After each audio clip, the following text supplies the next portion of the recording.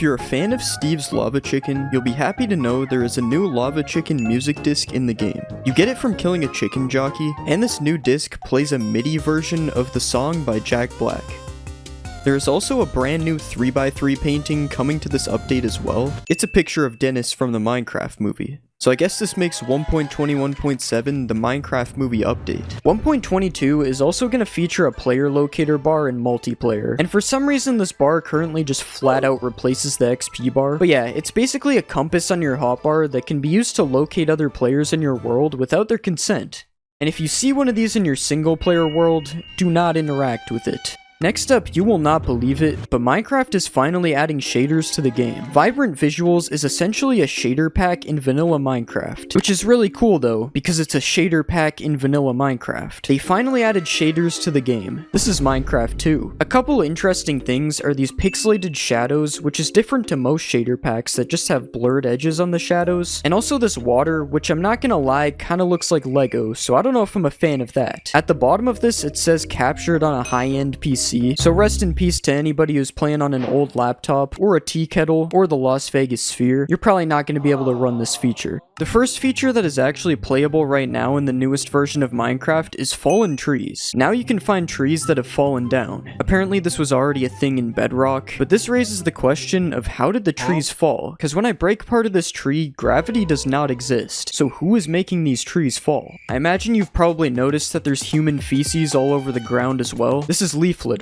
Not only are the trees falling, we got falling leaves now too. These leaves immediately change color upon touching the ground. Unless you're in a pale garden, then the leaves are lore accurate. If you're really out of it like me and you missed this update, the pale garden is like the roofed forest, but it's pale. And there's a dude that spawns in it at night. This is the bro. I don't know what he does. Why am I Steve? Who made me Steve? Anyways, what's changed with him in this update is that now if you put a name tag on him, he will survive throughout the day. So you can keep him now, as a pet.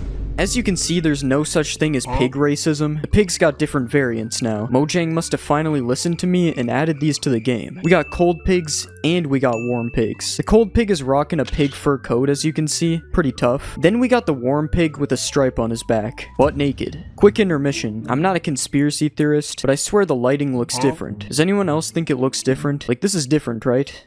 We got cow variants being added as well. It's pretty much the same concept as the pigs. The warm cow is like one of those bulls because it's got horns.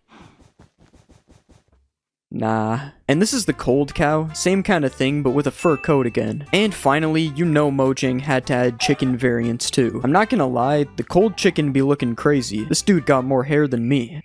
And instead of regular eggs, cold chickens now lay blue eggs, which I don't think they do anything different. It's just a way to get cold chickens in different biomes, I guess. And just like the other mobs, there's a warm chicken as well. It's yellow. Actually, it's kind of golden. No, it doesn't drop gold when you kill it. But you can get a brown egg from the golden chicken, and it's a similar concept to the blue egg. It's just used to spawn warm chickens instead. Now Mojang is so close to adding ducks. Just add ducks, please. I have a couple things written down here from a month ago that have to do with sheep. New sheep, they're now upside down. Don't know what that means. I don't think it means anything. Sheep wool color changes based on the biome they are spawned in. So yeah, sheep are now color-coded. I don't exactly know how this works, but it's on screen. As you can see, I was confused a month ago too. Sheep in deserts? Who the Fortnite spawn in sheep in deserts? But the most important change here is that the sheep's face now has wool on it. That's not what that's supposed to say. It's supposed to say that the sheep's face is now colored based on the color of the sheep's wool. You can also shear a sheep now, and the little wool spots left underneath are colored as well. That's all we have about sheep for now. The sheep man is in the next update. But now I'm going to share something interesting that I just found out myself. This might not even be a new feature. I don't know. But fish come in different sizes now. If you spawn a bunch of salmon, sometimes you get a big one and sometimes you get a small one. But if you kill them, you get the exact same amount of salmon no matter what size it is. This also works on cod. No, it doesn't.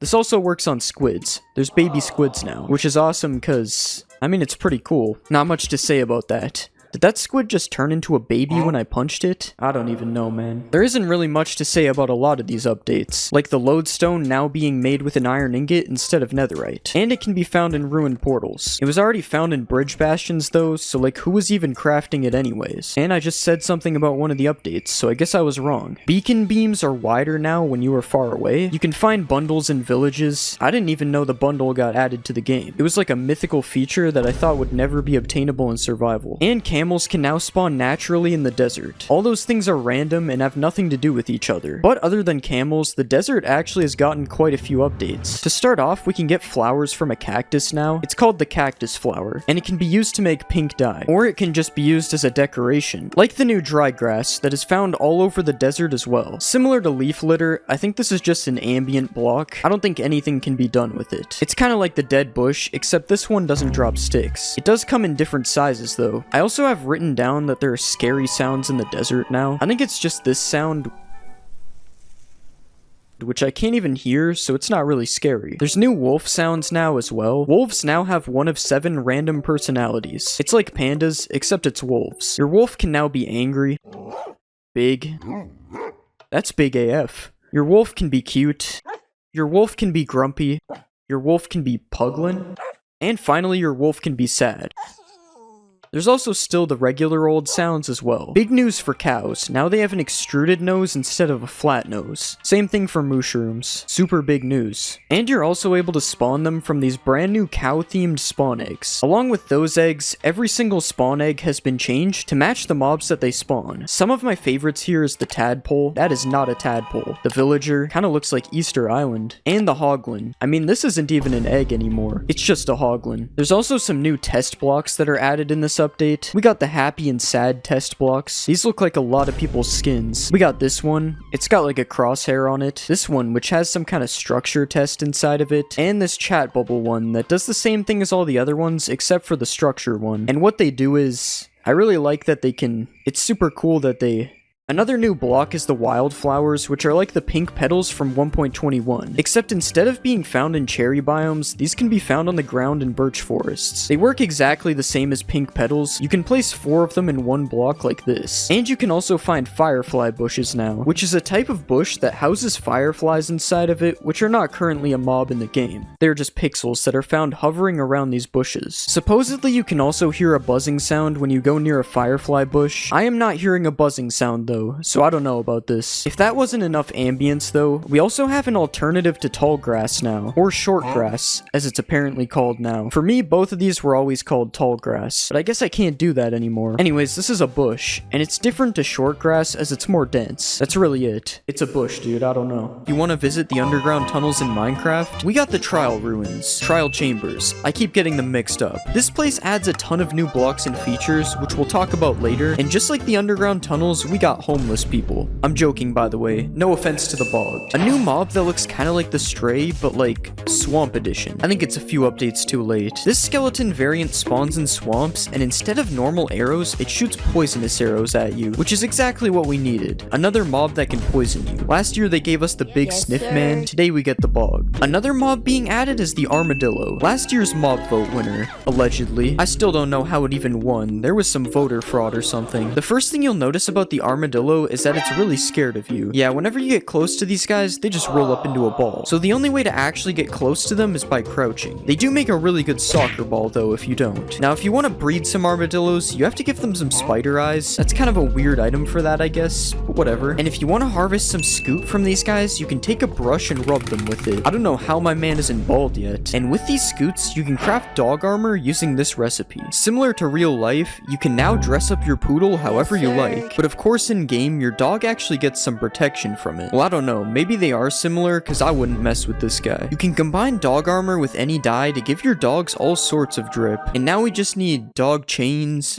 dog watches, dog shoes. But this isn't the only update that dogs received, as you can now find different breeds of dogs depending on what biome you're in. You can get a rusty wolf in the jungle, a striped wolf in the badlands, snowy wolf in a grove biome, the ashen wolf in a snowy taiga, the woods wolf in the forest, a chestnut wolf in the old growth spruce taiga, and don't confuse that with the old growth pine taiga that has a black wolf. And finally we have the spotted wolf in the savannah, which kind of looks like all of the wolves mixed together. Kind of like how the new mob, the Breeze, looks like the Blaze. Because I think they're related or something. I don't know. They both drop rods when you kill them. But do you want to see something really stupid? Why aren't they both the same model in your hands? Anyways, the Breeze attacks you with some wind stuff, kind of like the Big Bad Wolf. And they are found in the trial chambers, you know, the structure from before. And if you put the Breeze rod into a crafting slot, you can get these wind charges, which allow you to do these really cool rocket jumps. Yay.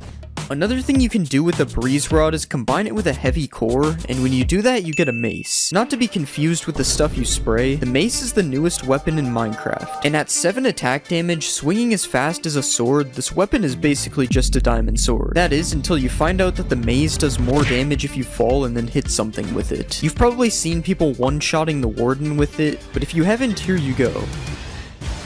Yeah, basically this thing is kind of insane, but it doesn't stop there, because you can also enchant your mace to make it even more powerful. The enchants are Reach, which has something to do with armor, I honestly don't even know what it does. Wind Burst, which gives the effect of a wind charge every time you hit something, which is actually pretty funny when you realize that you can fly with it. And finally we have Density, which makes the mace do even more damage when you're falling. Now I can just jump off the diving board to drop the warden, I don't even have to go up that far. But as I said before, the mace is made using a heavy core, and you've probably never heard of this retextured head block that unfortunately you can't actually wear on your head. And that is because the heavy core is found in the new trial vaults in the trial chambers. These vaults work pretty simply. First, you need to complete a trial by walking up to one of the trial spawners and getting it to spawn some mobs. The spawner will spawn a few waves of mobs before finally gifting you an item which has a chance of being this trial key. Once we have the trial key, we gotta find one of these things, which is the trial vault. And then you right click it with the trial key to do even more gambling until we eventually get a heavy core. Guys, we're gonna get the heavy core eventually, never give up. Something else you can get from these is the brand new Bad Omen potion. Not exactly what I was expecting to get out of the vending machine, but basically how this potion works is it replaces the Bad Omen that you used to get from killing a pillager with a flag. Now you actually have to consent to getting Bad Omen first by drinking the potion. Once you drink the Omen potion, you can start a raid like usual, or you can visit the trial chambers and start an ominous trial. From what I can tell, the ominous trial is a little bit more difficult than the regular trial. And when you complete an ominous trial, there is a chance of getting an ominous trial key, which can just open the ominous vaults, which look like the other vaults, but just more scary. Drinking a potion with eyes is definitely a little weird, but fortunately there's a few potions being added that are a little bit less weird. The first potion is a wind charge potion, which you would think is made with a wind charge because of the name, but no, you gotta use the whole breeze rod to make a batch of these potions. And when a player or mob is affected with wind charging, it will just give off one of these wind charge effects when it dies. Similarly, the weaving potion, which is made with a cobweb, causes an entity to drop a few cobwebs when it dies. The oozing potion is brewed using an entire slime block, but if used properly, you can actually spend slime balls to make slime balls, as entities will spawn slimes after they die if they are affected with oozing.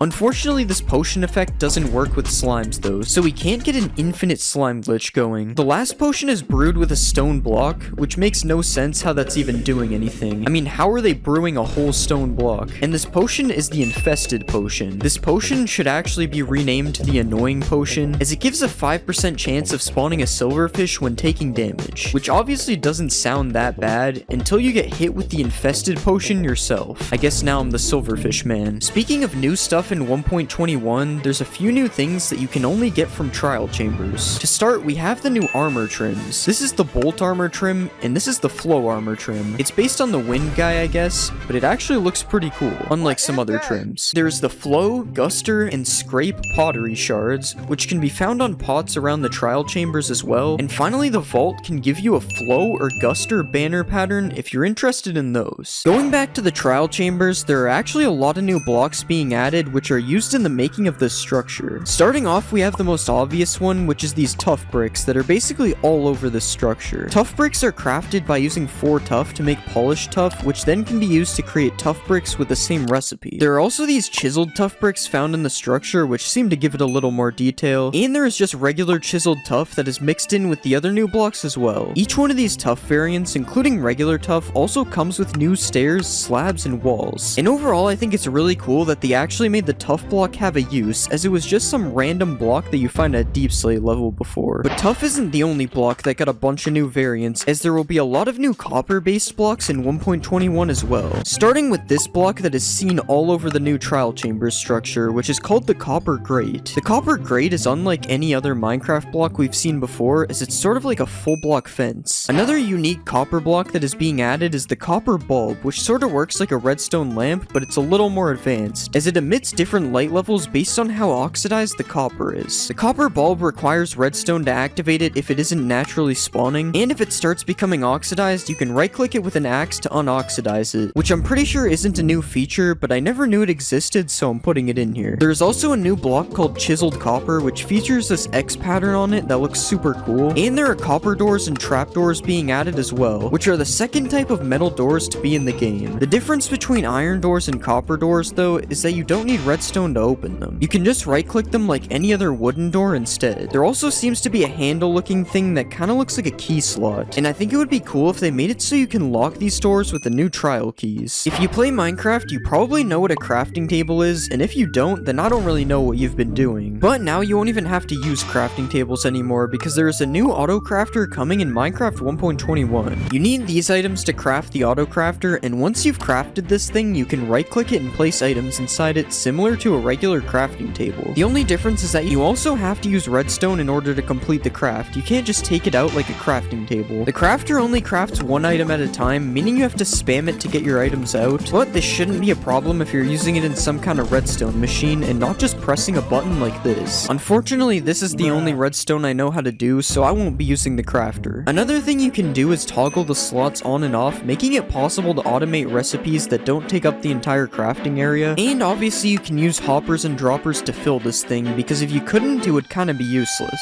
Another thing you can use hoppers and droppers to fill is the decorated pots that were actually added in 1.20, but now have a few new features being added to them. To start, you can right-click decorated pots to fill them with a single stack of items, which wasn't possible in the previous update. The only problem with storing your items in a pot is that you can't get them out without breaking the pot, so they really have more map-making use as they can be used to hide items. You can also now shoot decorated pots to break them, and this not only works with arrows, but this also works with any projectile, including projectiles that are shot by mobs. Unfortunately, the breeze can't break them though. You can stack decorated pots up to 64, which wasn't a thing before. You used to just have to have a full inventory of them, and overall I think these changes are pretty cool. It's definitely a lot better than how the decorated pots were before. Another mob-related change that is coming to Minecraft 1.21 involves bats. The mob that has been in the game for years has actually gotten a new texture added to it, similar to the Vex changes that we saw in the last update. The bat also has a new flying animation, which looks a lot cooler than the old bat, and it can also hang underneath blocks, although I'm not sure if this is a new feature. It might have been in the game before. Overall, I think these bats look pretty cool, and I hope they continue updating old mobs in the future, because some of them could really use an upgrade. You've probably heard this noise when an enderman teleports away from you, but in the new update, this noise is going to have another use, because now when you throw an ender pearl and it lands, you will hear this noise as well. This means the days of silently ender pearling on people are unfortunately over. The /tick command is a new command that can be used to manipulate the speed of the game, and if you type /tick rate and then a speed, you can actually speed up or slow down Minecraft without the use of an external program like you had to before. And you are also able to just completely freeze the game if you do /tick freeze, which can be kinda cool. I mean, look at this red cow. Another thing you can do is /tick sprint and then a time, which will make the game go super fast until the chosen time is up, and this is definitely one of my favorite things you can do with this command, as it can help a lot with making time lapses. There is a new cherry blossom biome coming to Minecraft, and what comes with it? Pink wood. Now personally, I would never make a pink house. That seems kinda sus.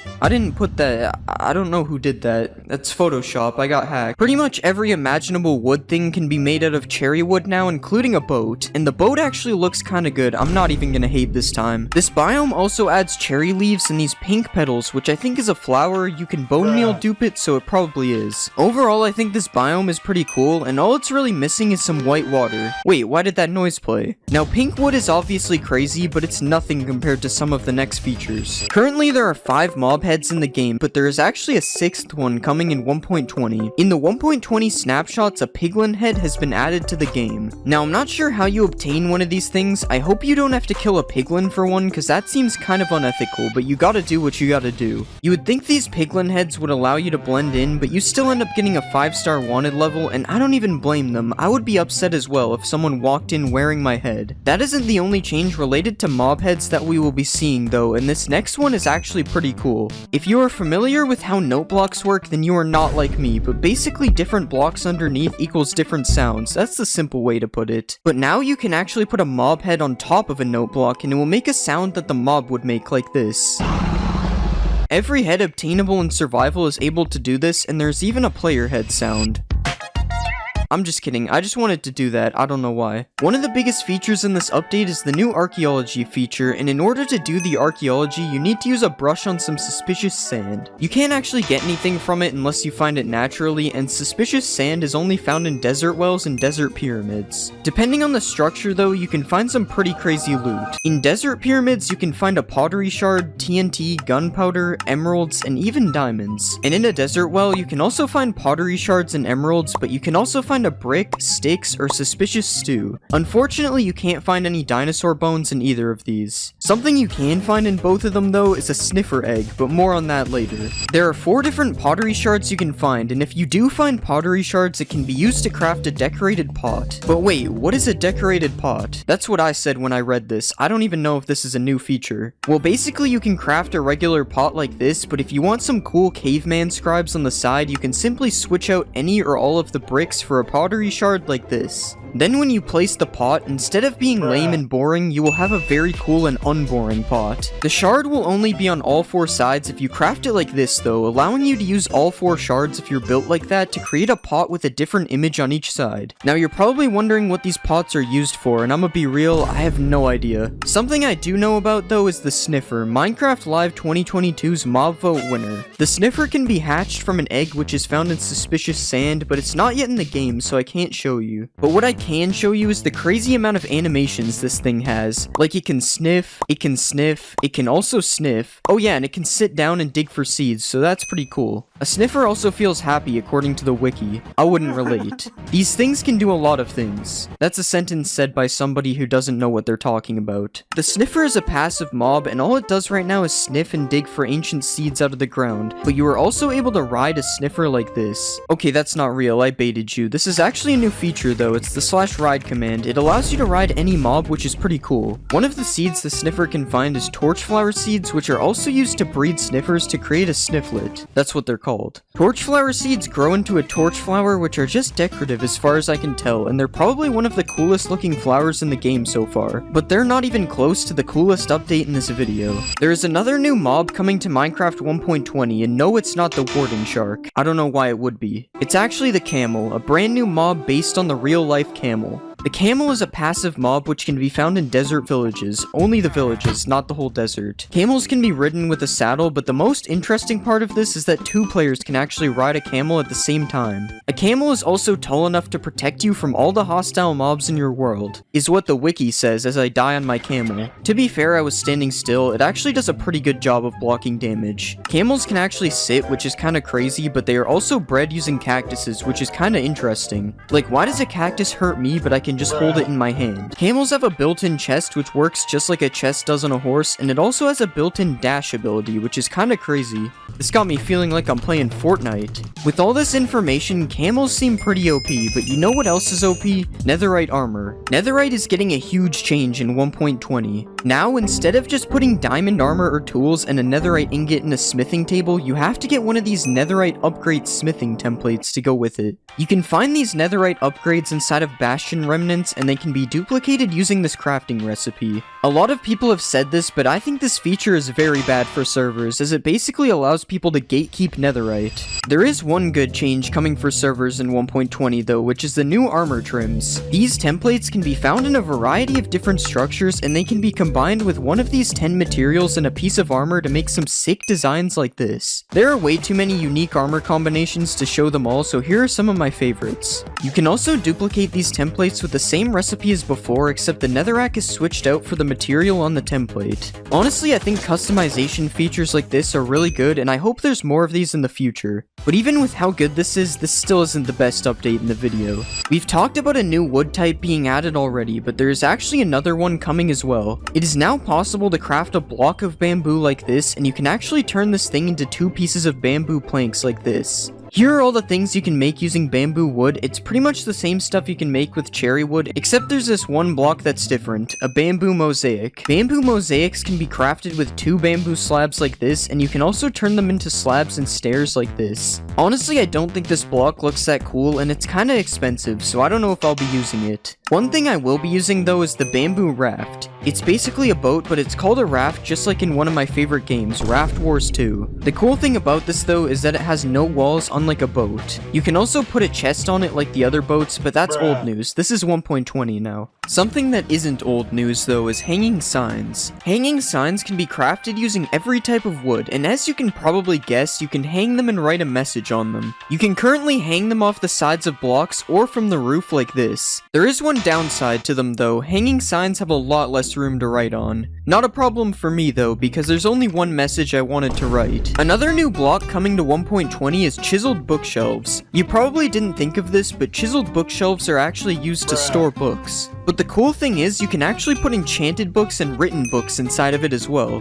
Basically there are 6 book slots and each one can have a different book. This is pretty cool compared to normal bookshelves, which are basically only used for higher enchantments. The chiseled bookshelf is crafted like this and can be used as fuel in furnaces to smelt 1.5 items. I don't know why you needed to know that, but the wiki felt like it needed to tell me, so I'm telling you. You can also use hoppers and droppers to fill and also remove books from these bookshelves, so you could actually create a pretty cool library using this. If you play a lot of creative mode, you might be happy or mad, I don't know which one you will be honestly, to see that the creative inventory sorting has been changed. The items and blocks are now sorted into these 10 categories. If you play creative, let me know if this is good or bad. Personally, I think it's an L. I'm struggling to find a lava bucket. You probably already know that suspicious sand is being added to the game, but there's actually another sus block being added as well. Minecraft 1.20 will be adding suspicious gravel, which makes sense because sand and gravel are the 2 original gravity blocks. We don't claim this, but the dragon egg is valid though.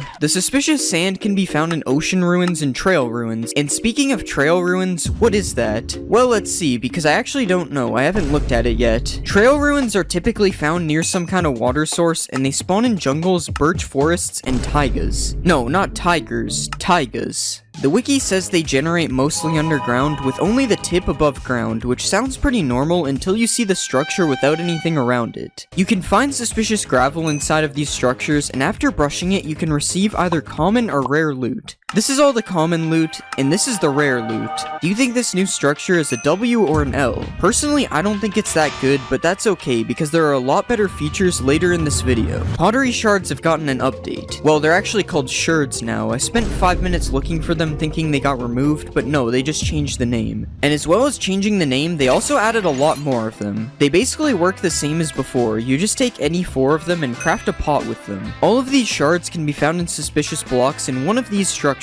Desert Temple, Trail Ruins, Ocean Ruins, and Desert Wells. That's probably because these are the only places you can find suspicious blocks. Another thing that has been changed is a feature that was added in 1.19. The skulk sensor. Now I'm kinda stupid so I don't understand redstone, so I'm sorry if any of this is wrong. You can now use amethyst blocks to transmit the skulk signal to other skulk sensors. For example, if I place a skulk sensor in an amethyst block like this, and then I put another one 7 blocks away, the signal from the first one will make it to the other one and it will keep going on for as long as you add them. That's not the only change though. A calibrated skulk sensor is being added as well. You can craft one of these like this, and basically what it does is filters which vibration frequency it detects through a redstone signal input. Yeah, I have no idea what that means. But this block is probably pretty important because Mumbo Jumbo made a video on it. It also looks kinda sus. A new music disc is being added in 1.20. There has always been a new music disc with every update, and this one can be found by brushing suspicious blocks inside of a trail ruin. I honestly haven't listened to the disc yet, but I'm playing it in the background of this part, so hopefully it sounds fire. Another new thing being added is actually a change to something that has been in the game for almost 10 years. The Desert Temple. Previously, there was only one hidden room in a desert temple that probably claimed your life the first time you ran into it. But now, if you enter a desert temple and go to the back, you will find some sand on the floor instead of sandstone. And if you dig out all the sand, you will find a room that looks like this. The purpose of this room was probably just to have a place for the suspicious sand to spawn, but it's still cool seeing something so old receive an update. Speaking of old things being changed, Mojang has made a few changes to potions. For some reason, they decided to change the color of a few of the potions, as you can see while scrolling this menu. I'm not really sure why they would do this, as it just makes things kinda confusing. Like, why is night vision green? Who did this? Another interesting change to the appearance of items is the new enchant glint speed and strength slider. If for some reason you don't like enchant glint, now you don't have to look at it because you can just turn it to 0. You can also turn the glint speed down to 0, but I don't know who would do this. It looks kinda strange. Minecraft 1.20 is adding the sniffer, which is cool, but we've already been over this. A couple changes have been made to it since the last time I talked about it though, and those include sniffers now get lured by torch flowers, so now you're able to have an army of sniffers. Sniffers can now dig in mud for seeds. Didn't really know that they couldn't. The sniffer egg has been added to the game, and this is what it looks like. I'm pretty sure it hatches a sniffer, although I'm too lazy to wait for that to happen, so I'm just gonna do this instead. And finally, sniffers can now dig up another type of plant. Pitcher pods. Pitcher pods can be planted on hoed dirt, not regular dirt, this guy's kinda picky, and they grow in 4 stages,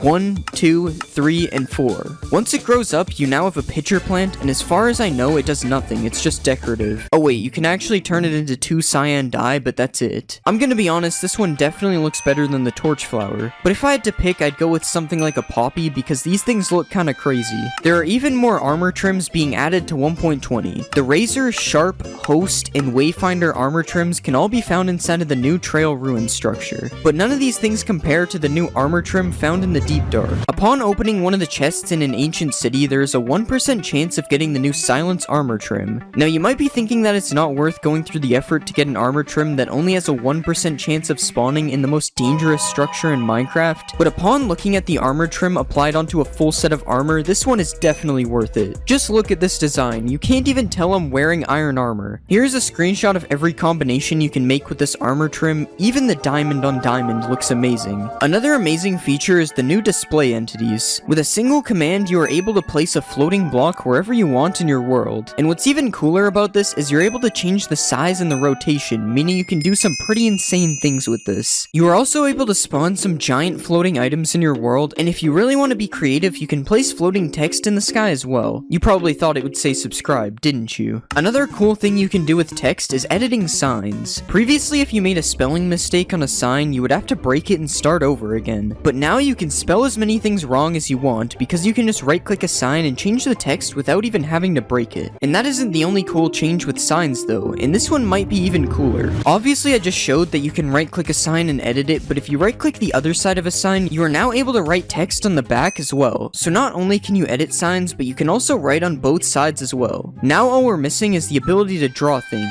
If you're one of those people who likes to set everything on fire, then you are going to be very disappointed with this next update, or happy depending on where you are. That is because fire spread is being changed completely. Depending on what biome you are in, fire now spreads a lot faster or a lot slower. Generally, from what I can see, warmer biomes have faster fire spread, while colder biomes have slower fire spread. Unfortunately, this snow village gets to live another day. Luckily, there is still a way to burn down this village though, and that's with the new fill biome command. Similar to the command in World Edit, only a little bit more complicated because I don't have a wand to select the area. You are able to change naturally spawning biomes to any biome you want, including ones that don't normally spawn in the overworld. I really thought this would do something, I'm kinda disappointed. Another new command that is being added is the /damage command. Previously, if you wanted to damage yourself, you would have to find a way by being creative, but now you can just type a single command and boom, half your health bar is gone. You can also use this command on other players and entities, and this would probably be really funny to use against your friend who doesn't know how to play the game. The next new command is the /ride command, which I've already shown, but I just wanted to show that it is now fixed. I can actually ride the sniffer instead of sitting inside the green stuff. The final new command is /clone, and I honestly don't really know how to use this one, but apparently it kinda works like copy and paste in World Edit, so yeah. Apparently you can clutch using the new wind charges. Okay, so let's just jump off here.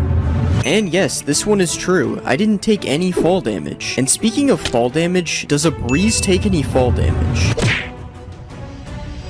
And yeah, this one is true as well. All breezes were harmed in the making of this video. Does the seed trial chambers spawn you directly on top of the new trial chambers? No, it looks like this one isn't true, unless it's invisible. Apparently alongside taking no fall damage, breezes also deflect arrows. Okay, this is insane. The breeze might be the most powerful mob, or maybe not. Can a wind charge launch TNT? Okay, so we've already clutched with a wind charge, now we're making a TNT cannon. Yeah, it works, but it doesn't really send it that far. Can you make make a trampoline with dispensers and wind charges. So if we just fill a bunch of dispensers like this, and then put a pressure plate in the middle, we should get launched super high. And yes, this one is true. It sent me way higher than 8 blocks. Can you one-shot the Ender Dragon with a mace? Okay, I'm pretty sure this one is true, but I heard they nerfed the mace a bit, so I gotta try it again.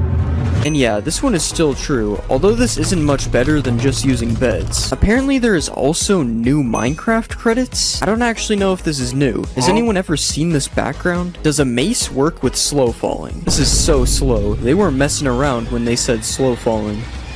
No, this one is not true. You have to risk death to use the mace. Can you put channeling on a mace? No, you can't put channeling on the mace. You cannot become Thor. Can you make a warden trial spawner? Yeah, if you right-click the trial spawner with a spawn egg, you can make any type of trial. I think I'm gonna be doing this from now on. Does mining a trial spawner give you loot?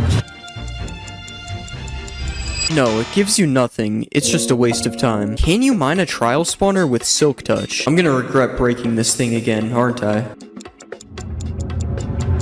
Yeah, this one is also not true. There is no reason to break the trial spawner. Apparently you can't suffocate in a copper grate. So if I just press this lever here, yeah, I'm just chilling. Kinda looks like I'm in jail though. Guys, please subscribe so I can make bail. Does a beacon beam shine through a copper grate? Yes, this one is actually true, but it doesn't change the color of the beam, unfortunately. Will the luck effect give me better trial loot? Who put cave spiders in a trial? Yeah, this one is probably not true. I don't think this is very good loot. Are spiders afraid of armadillos? So this one doesn't really make any sense. I don't know what kind of gang rivalry they have, but it's true. Will a wind charge travel forever if it doesn't hit anything?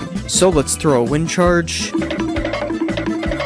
Yeah, that one traveled really far, so I'm gonna have to say it's true. Can you dye wolf armor? Yeah, this one is true. Now dogs can finally have some drip. And apparently you can also dye horse armor? I've never heard of this before, so let's see. Okay, it obviously doesn't work with diamond, but let's check leather. Yeah, this one is true.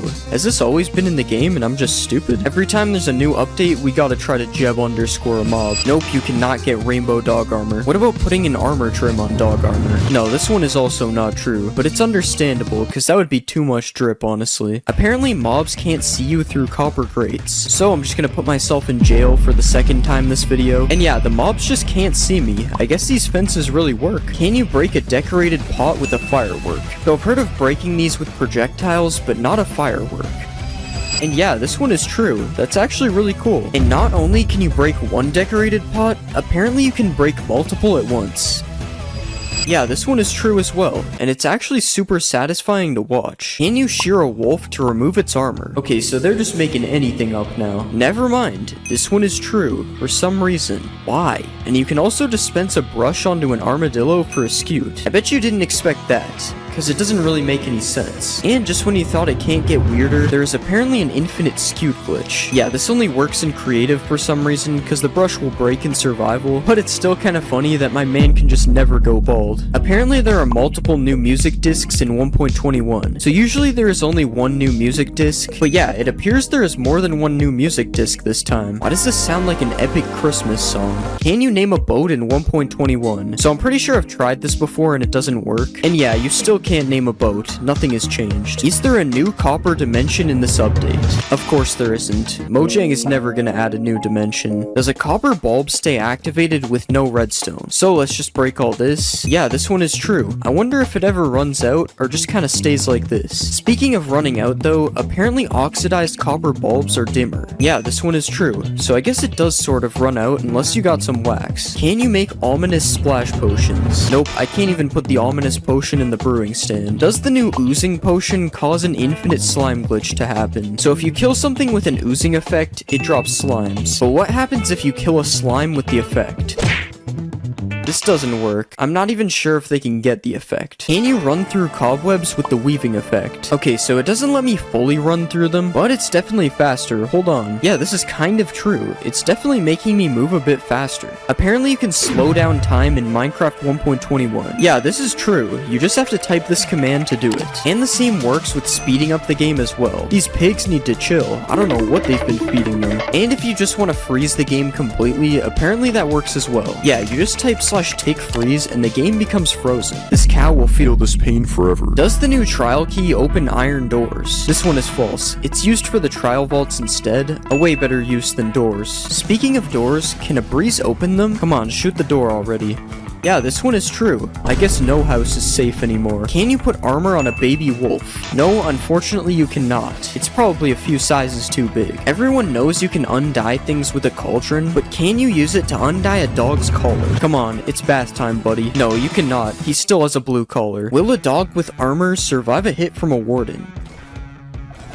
Okay, he survived a lot more than one hit, and it looks like he can even survive a hit with no armor as well. Still didn't seem to help him that much though. Okay, we got a lore update from earlier. Apparently you can breed armadillos with spider eyes, and now it makes sense why the spiders are scared of them. Okay, it still doesn't really. I mean, the spider is at least double the armadillo's size. Will a zoglin attack an armor stand? Okay, this one is just stupid, but let's try it. Nah, there's no way. What about a hoglin? Hoglin seems unfazed. Yeah, I'ma just leave these guys to it, I guess. Can you use a wind charge to move dripstone? So we tried this with TNT earlier, and yeah, this works with dripstone as well. Can you punch a wind charge back at a breeze? So just like a ghast, apparently I can hit this thing back.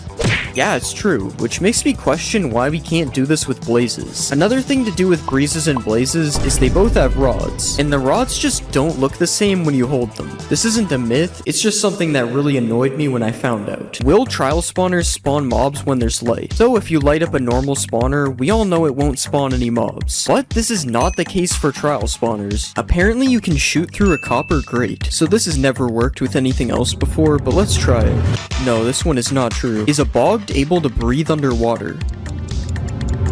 Yeah, I don't think this guy's gonna drown anytime soon, so this is true. Is there hidden rooms in the new trial chambers? So I actually already know this one is true, because I found these in my build hacks video that I made for 1.21. Can I wear a heavy core on my head? So the heavy core does kind of look like a mob head, but unfortunately you are not able to wear it as a hat. This is false. Apparently the ender pearl has a new sound. Yeah, I'm pretty sure it didn't make any sound before, so this is true. Will an armadillo die in a snow biome? Let's just place our armadillo here. No, it doesn't seem like it. I think he's chilling, literally. There is a new setting to disable the splash text on the title screen. Yeah, this is true, and I honestly don't know why. Like, why would you want to do this? Is there a new bat texture in Minecraft 1.21? Yes, there is a new bat. Apparently you need silk touch to mine a chiseled bookshelf. Okay, so we have a silk touch axe and a regular axe. Wait, it actually doesn't mine with the regular axe, and it mines with silk touch. Why is that a thing? I'm assuming that's a glitch, because that's really weird. Can a sniffer egg float?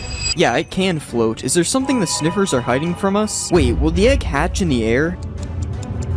Okay, yeah, it does. I'm sorry, Snifflet. I didn't know it would work. Can the new mobs go upside down? Okay, so we have a dinner bone name tag, and yeah, it works for a sniffer, and it also works for a camel. This looks so weird. Can you breed bees with the new pink petals? Yeah, you can, but the only reason this works is because they're a flower. Can you put a baby sniffer in a boat? So we already tried with a big sniffer and it didn't work, but yeah, it works on a baby sniffer. This is true. Wait, maybe you can grow the sniffer in the boat. No, never mind. It just gets teleported out. Another mob that can't fit in a boat is a camel. But yeah, it also fits in a boat as a baby, although the same thing happens when you grow it, unfortunately. Can you bounce off of a slime? So obviously you can bounce off a slime block like this, but does it work on a slime? No, it doesn't work, but I don't understand why. They are both made from slime balls. Does string make lava quiet? So I turned subtitles on, and right now you can see the lava sound is being made. So let's put some string on the top, and yeah, for some reason the lava sound is gone. That's so weird. Can you shoot through a bamboo trapdoor? No, you can't. The giant hole isn't real, I guess. What about a cherry trapdoor? Yeah, if the bamboo one didn't work, there's no way that one was working. Striking a villager with lightning makes it a witch. Yeah, this one is true, and it really makes me wonder what striking a person with lightning does. Do parrots dance when you play music? Yeah, wait, they're going crazy. Unfortunately, this doesn't work when they're on your shoulder, though. Does Frostwalker work on armor stands? So let's just make this device real quick, and yeah, it turns all the water to ice. That's so cool. Oh, and I also just noticed that ice has a melting animation. I've never seen that before. Can you light two end portals at the same time? No, only one of the portals lights, but I don't really know when you would need this anyway. Can TNT boost an ender pearl? Okay, I don't think that's how you're supposed to do it.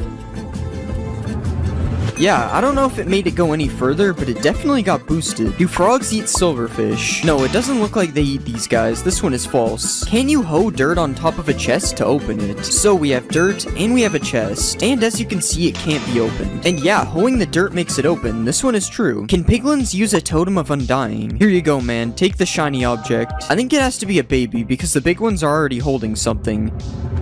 And yeah, it actually works. The baby survives with a totem. You can light a campfire by setting yourself on fire. Alright, as you already know, don't try this at home. No, it doesn't work. I set myself on fire for nothing. Can you jump 9 blocks with these 3 potions? So we have speed, slow falling, and jump boost.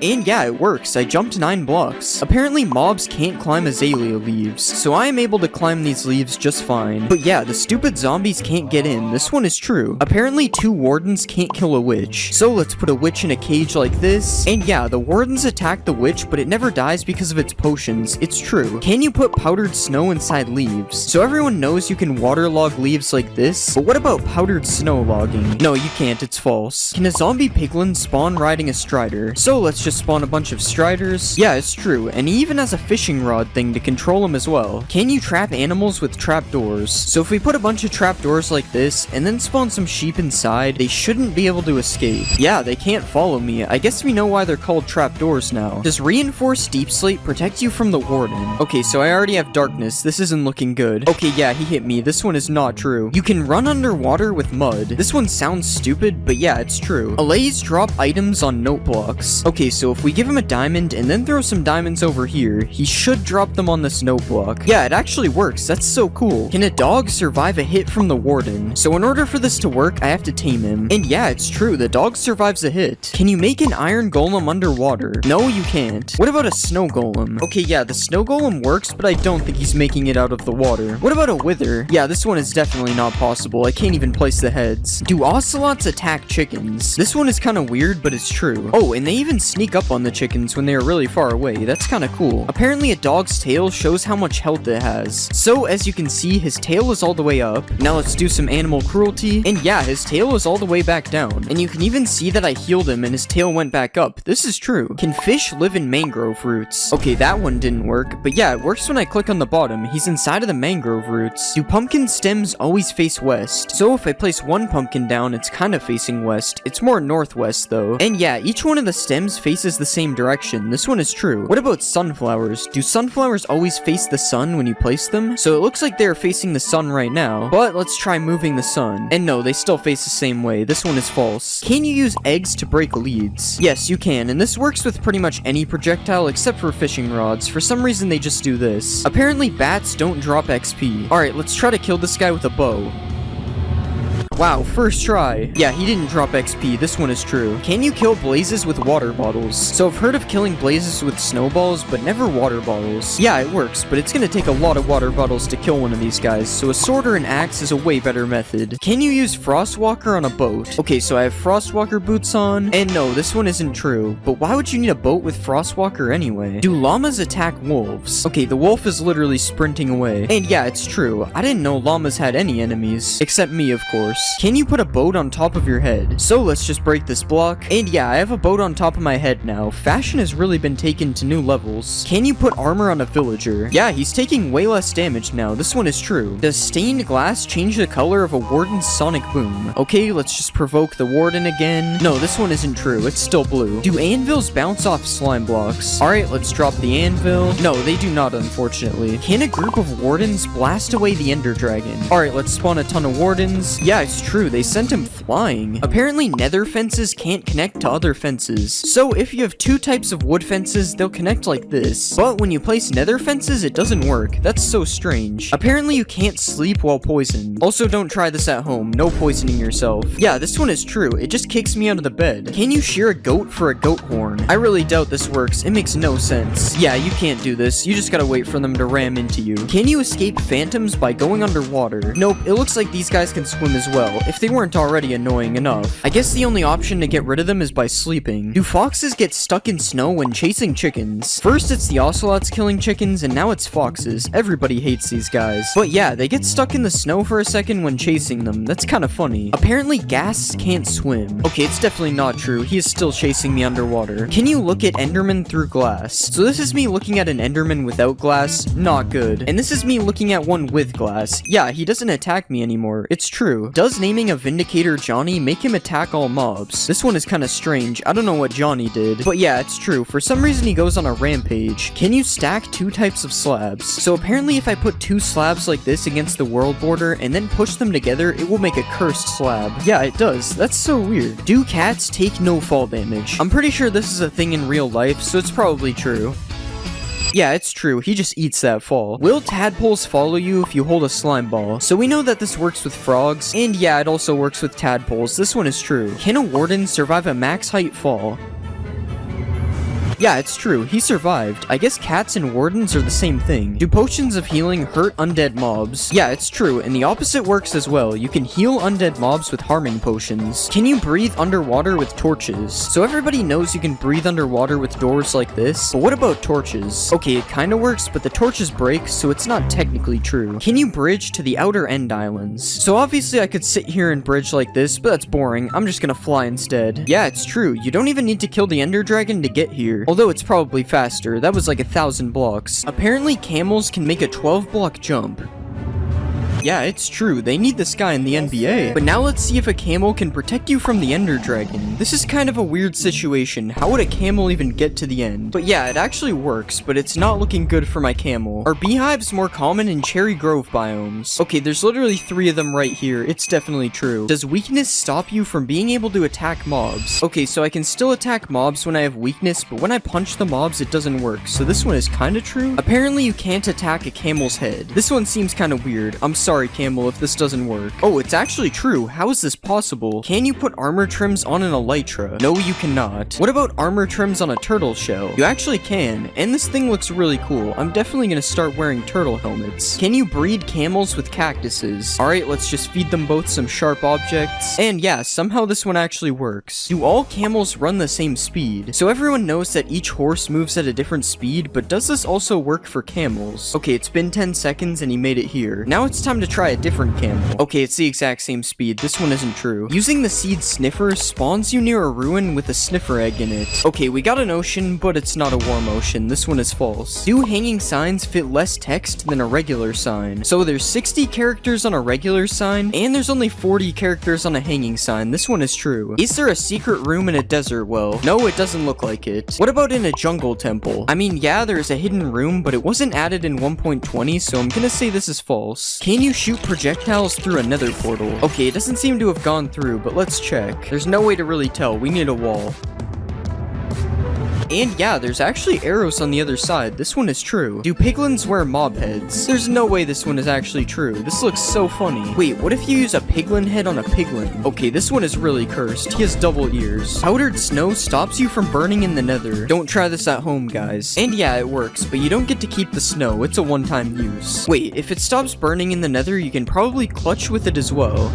Yeah, this one is true, and it also doesn't melt. Can you light a nether portal with a bed? This one is true, but it's just the explosion doing it, not the bed. Does a cursive binding book get stuck in a bookshelf? No, it doesn't. I can still take it out. Do jukeboxes emit particles when you play music? Yeah, this one is true. I've never seen this before. Can you die from dehydration in Minecraft? Obviously, there is no thirst meter in Minecraft, but apparently with this command, it will say you died of dehydration. Yeah, it's true. I guess I gotta start drinking some liquids. Can you make a giant cherry tree? Okay, it doesn't grow into one giant tree. And yeah, that doesn't really look that much bigger than normal either. Are emeralds more common in cherry biomes? I don't really know how to test this one, but I'm seeing some emeralds, so at least they do spawn in a cherry biome. I have no idea if they're more common here though. Does a camel fit in a boat? No, it does not. This guy is way too big. What about a sniffer? A sniffer also doesn't fit in a boat. This is sad. He'll never be able to become a pirate. Apparently there's a new way to get command blocks. So if you click on options and go to controls, you can enable operator items tab. And yeah, now when you're in creative, there's this new tab with all sorts of blocks you had to use /give for before. Does a sniffer egg survive being hit by an anvil? So if you do this to turtle eggs, this is what happens. So I wonder if the same thing happens with sniffer eggs. Yeah, the sniffer egg somehow survives, that's insane, but the anvil doesn't drop this time. What about TNT? Okay, it's not that strong. RIP Snifflets. Does waterlogging a Skulk Shrieker stop it from making noise? Yeah, it's not making noise. I wonder if this also stops the warden from spawning. No, it does not. Does killing an Elder Guardian drop an armor trim? Okay, nothing so far. And yeah, tied armor trim. These guys can also drop fish, which is kind of weird. I don't think they are fish. Is there a hidden gold block in the new trail ruin structure? Okay, so I definitely meant to do what just happened, and I don't really see any gold blocks here. I'm gonna say it's false. Do diamonds spawn under the middle of trail ruins? Okay, so this looks like the center. Let's dig down. There's no diamonds, it's false. Everyone knows you can name a sheep Jeb and it turns rainbow, but does this work for a sniffer? No, it doesn't. What about naming a camel? No, this one also doesn't work. I guess we're stuck with regular mobs. Can piglins open doors? Wait, they actually can. That's so cool. Can you break bamboo blocks faster with a sword? Okay, so this is with a fist, and this is with a sword. I don't think it's any different. Apparently, XP bottles can make a block of redstone or glow. Yeah, it's actually glowing, and that's a lot of particles. You can also just do this by right-clicking it, though the XP bottles don't really matter. Apparently there is blue magma in Minecraft 1.20. Oh my god, there actually is. No way. It's definitely not fake. Do torch flowers emit light just like torches? Oh wait, I probably need to turn off full bright. No, it's still really dark in here. The torch doesn't mean anything. Can you use a brush on a dragon egg? So when you right click a dragon egg, normally it teleports away. But what if you use a brush? No, it still teleports away. I guess you can't clean your dragon eggs. Can you put armor trims on horse armor? No, unfortunately you can't give your horse some drip. If you put a flower into a crafting space, it turns into a single color of dye, but apparently you can craft a pitcher plant into 2 dyes. Yeah, this is true. I guess the flower is just so big it gives you 2 dyes instead. Is rain invisible through black glass? So this is what rain looks like through regular glass. You can still see it. And this is what it looks like with black glass. This one is true. I wonder if it also works on snow. Yeah, it does. Can you dye the highlighted part on the new decorated pot? No, it's still yellow. This one isn't true. Is there a new bamboo village in the jungle biome? Okay, so when I use /locate, I'm not really seeing anything that would be a bamboo village. And I'm also not seeing anything in this jungle. This one is probably false. Can you smelt netherite armor and tools into netherite scraps? So everyone knows you can do this with gold and iron armor and tools, but it doesn't seem to be working with netherite armor or tools, so it's false. I don't see why you would ever need to do this anyways, so that's probably why. Can you dry a wet sponge using a campfire? Okay, so you can't place the sponge on the campfire, so this is already not looking good. Yeah, the steak is cooked and the sponge is still wet. I don't think it's true. Is there a new cherry dimension in 1.20? Yeah, I think it's kind of obvious that this one isn't true. Wait, never mind guys, 100% real cherry dimension. Apparently sniffers can't drown because their eggs come from the water. Okay, he's sniffing the water. Maybe this one is true. Never mind, this is definitely not true. I'm also not gonna help him out of the water. I'm a hater. You can plant mangrove trees underwater. So if you place a regular sapling here, it just breaks. But yeah, the mangrove propagule can be placed underwater. Are phantoms afraid of cats? So let's place a bunch of phantoms down, and now we'll get some cats. And yeah, the phantoms don't seem to be attacking me. Also, this noise is terrifying. What is that? Can you clutch on a sniffer? So these guys look kind of soft, so hopefully this works. Okay, it definitely doesn't work. This is false. Can you put horse armor on a camel? No, you can't. And even if you could, you wouldn't be able to use the saddle, so it would suck anyway. Are villagers able to sleep in the nether? Yeah, this one is true. These guys somehow don't make the bed explode. Whoops, I didn't think that would happen. Apparently, the warden isn't actually blind. So in spectator mode, you can see what any mob sees by left-clicking on it, and that includes the warden, who is definitely able to see from what I'm seeing. Apparently, you can't name a mob name tag. Yeah, so you can't even name a name tag, but you can do it like this, so I guess it's false? Oh wait, I actually just found a way to do it, technically. Does a potion of luck change the loot inside a chest? So this is the loot in the chest right now, and now I have the luck effect. And it's the same loot in the chest. This is false. You can make a minecart that infinitely moves. So apparently if you stack a bunch of minecarts in each other, they will never stop moving. Yeah, this one is true, and it's also really weird. Why does this work? Apparently a camel can survive a 50-block fall. Sorry man, I gotta do this. It's actually true, it somehow lived, but now can I survive the fall while riding a camel? Okay, this one isn't true. The camel did not absorb my fall. Can a camel prevent you from being hit by mobs? This one is true. They're not hitting me. But I'm curious if this also works on the warden. Okay, it actually doesn't look like he can hit me. Wow, the warden's getting a little close. Naming your seed cherry blossom spawns you in a cherry blossom biome. It's true, but it's the smallest cherry blossom biome I've ever seen. Are all sheep pink in a cherry blossom biome? This one isn't true, but let's just pretend it is. It looks a lot better this way. Can you undye leather armor using a cauldron. Wow, this one is actually true. And you can also dye wool that has already dyed. This one is true as well, and you can do it with every colorable item, just to be clear. Apparently you can swap your elytra out without opening your inventory. This one is true, but you better carry a water bucket with you just in case. Does a bamboo raft move faster than a regular boat? So this is me riding both of the boats. It doesn't look like the bamboo one is any faster. This is false. Can you clutch on a camel? You can clutch on a horse, so this should be possible. As long as I don't mess this up, of course. And yes, you can do it. This makes up for him killing me earlier. You can dye a camel's saddle. Nope, this one isn't true, but it would be cool if it was. Apparently, mobs can't jump over hanging signs. So I've placed a fence of hanging signs around me, and now let's see if all these zombies can get to me. Okay, they can. This one is definitely not true. If you place a hanging sign like this, apparently mobs can't follow you through it. And it's true. Who knew zombies were this stupid? The nether portal animation is fixed in 1.20. So this is what the animation used to look like, and now it's supposed to stop the animation from playing again when you go through. Yes, this one is true. Can a piglin head prevent you from being attacked by piglins? No, it can't. We've already seen this. They don't accept me. What about if you wear armor with a gold trim on it? Nope, it appears I still have a 5-star wanted level. What about if you wear gold armor with a trim on it? Okay, this one was obviously gonna work. They gotta respect a man with some drip. A piglin head flops its ears when it's powered by redstone. This one is true, and also kinda weird. Does this mean mobs are powered by redstone? Apparently a dragon head can now open its mouth. This one is also true. I honestly have no idea if this one is new or not, though. I don't usually wear a dragon's head. There is a new Vex in Minecraft 1.20. So this is what an old Vex used to look like. Kinda scary if you ask me. And this is the new Vex. This one is true. It kinda looks like an evil Allay. Speaking of evil Allays, does the new Vex attack Allays? Okay, it doesn't really look like they attack each other. They're just chilling. Does a sniffer egg hatch faster on moss? So here's my egg on moss, and here's the regular egg. Now we just wait.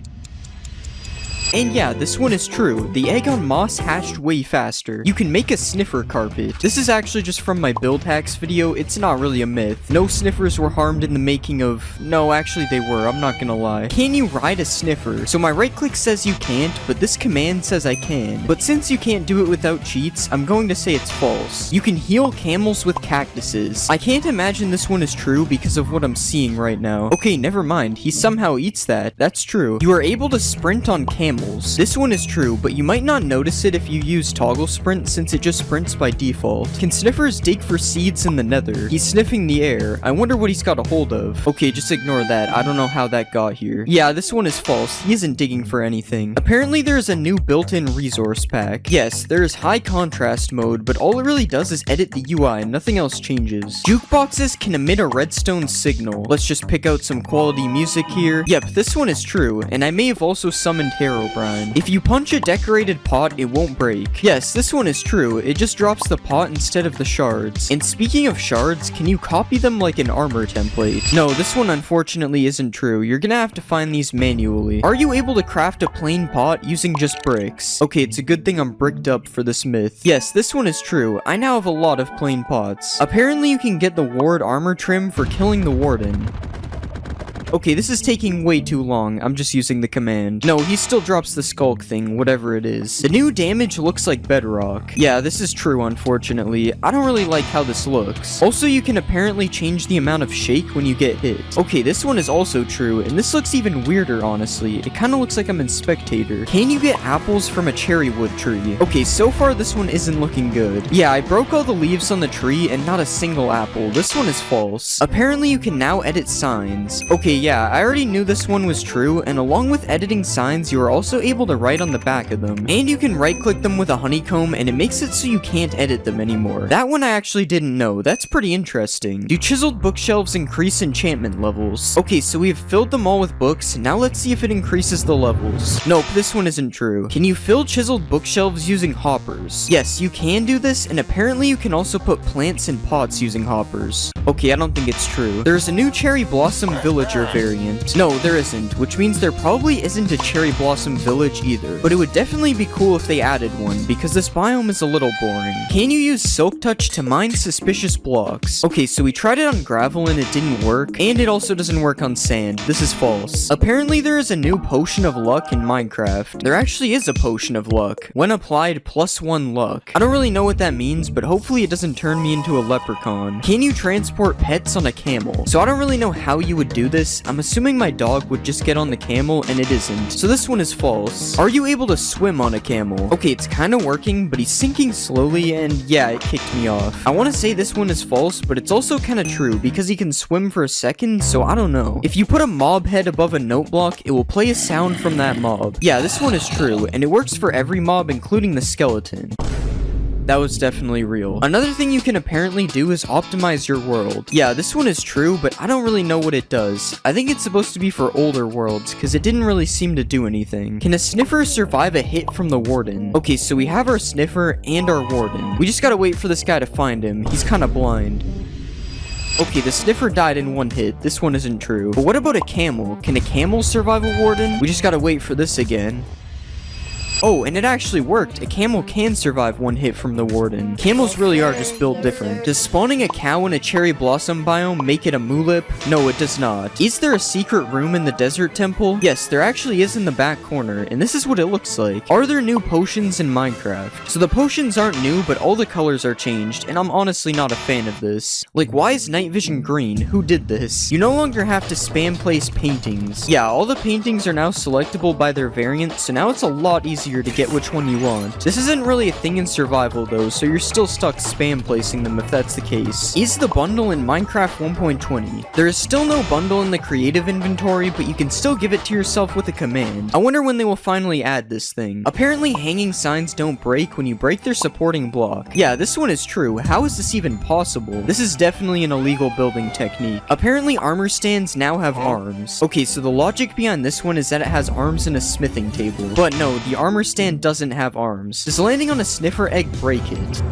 No, either the sniffer egg is really strong or I'm not heavy enough. It's probably the first one. Can you ride a baby camel? No, you can't, unfortunately. But can you put chests on a camel? You also can't do this, but you'd think a mob this strong would be able to do that. Apparently frogs follow you if you hold slime balls. Okay, so I don't think this one is 1.20 related, and I also can't even tell if it's true. Yeah, it's probably true. He seems to be following me. There is a new way to change your GUI scale. Apparently if you hold control and scroll at the same time, it changes your GUI scale. Okay, so nothing is happening right now, but what if we try it in the options menu? Now it's working. Yeah, this one is true, but you're already in the options menu, so it's not really that cool. Apparently, if you drop a totem of undying on the ground and land on it, you will live. Alright, so we got our totem here, and let's just drop it all the way down, and let's just fall down on top of the totem. Oh my god, that actually worked. What? Apparently you can MLG into a cauldron. Alright, let's just go up on top of the cauldron, and we'll fall all the way down. And no, this one does not work. I still would have died. Apparently, naming a rabbit Toast changes his skin. So let's just get our Toast name tag, and we'll place a rabbit like this, and let's just name him. And yeah, it actually changes his skin. I've never seen this skin before. That's actually pretty cool. Apparently, an Enderman can stand in a cauldron. So, as you know, when you put an Enderman in water, it just TPs away like that. But what if you put an Enderman in a cauldron? Wow, he's actually just standing in the water. He doesn't even TP away. Can fish breathe on land with water breathing? Alright, this one sounds really stupid. There's no way this will work, but let's try it. And now the fish has water breathing, so let's see if it suffocates. Okay, yeah, the fish is taking damage and he died. This one is false. Apparently a gold pickaxe mines faster than netherite. So this is how fast netherite is able to mine stone, and this is how fast gold is able to mine stone. This is actually true. It's noticeably faster. But for some reason, when you put efficiency 5 on both of the pickaxes, the netherite one becomes faster. I don't even understand how that works. Apparently you can make glowing signs. So if we just take our regular sign here, and we get a glowing sack, apparently this will make it glow. No way, it actually makes it glow. How did I not know this exists? Apparently you're also able to dye signs. Alright, so it's the same thing as the ink sack, and yeah, this one works as well. This is so cool. You guys should definitely do what it says on the sign, by the way. It's not me telling you, it's the sign. Apparently you can tow a boat with a lead. So we have our boat right here, and let's just right click it with the lead, and nothing seems to be happening right now. But what if I put a pig in the boat, and then I put a lead on the pig? Okay, it just takes the pig out of the boat. This one isn't true. Apparently 1 block of water is able to hydrate crops that are 4 blocks away. So let's just put our water here, and we'll just hoe all this dirt. And yeah, it's hydrating the crops all the way over here, even though the water is here. Can you smelt an iron door into iron nuggets? So as you know, you can smelt gold and iron tools into nuggets like this. As you can see, I have a nugget right here. But can you do this with iron doors? No, it doesn't look like anything's happening. This is false. Will a baby villager jump on a bed? So let's just spawn a baby villager like this, and apparently he's supposed to just jump on this bed randomly. Okay, well right now he's following throwing his parent, so we have to take care of that. And now let's see if he jumps on this bed. Okay, he's standing on the bed, and yeah, he's jumping on the bed. This one is true. Apparently, throwing an XP bottle upwards gives more XP. So let's just throw it down first, and we got exactly 1 level. And now let's try throwing the bottle upwards. And we got a little bit more XP. This one might be true, but it also might be random, so I'm not really sure if it's true or not. Apparently, there's an easy trick to find diamonds 100% of the time. So if we go to the middle of a clay patch like this, and then we go 6 blocks south, apparently under the 7th block, there will always be diamonds. So let's just mine down like this, and we found gold, but that's not diamonds, so let's keep mining, and we've hit the void, and there's no diamonds. I don't think this one is true. Apparently, a hoglin can survive a 50 block fall. So we have our hoglin here, and I'm sorry, buddy, but you're going off the edge. And no, the hoglin did not survive. This one is false. Apparently, you can sleep underneath lava without dying. So we have our lava bed here, and let's just sleep in the bed. And wow, this is actually working. How am I even sleeping in here? Speaking of dying in lava, apparently witches can't die in lava as well. So let's spawn a witch, and she's dying right now. Oh wait, they actually drink the fire res pot and live. This one's true. Witches can't die in lava. Apparently the top of a desert temple fits a full beacon perfectly. So let's just fill in all of this with netherite, because you know this is a perfectly legit beacon. And yeah, now we have a perfectly fitting beacon. I guess we know who really built the pyramids. Apparently you can use a sweetberry bush to clutch. And yeah, this one is true. I took no damage. Apparently a shield can block splash potions. So let's put a harmful potion in this dispenser, and let's just hold our shield out like this.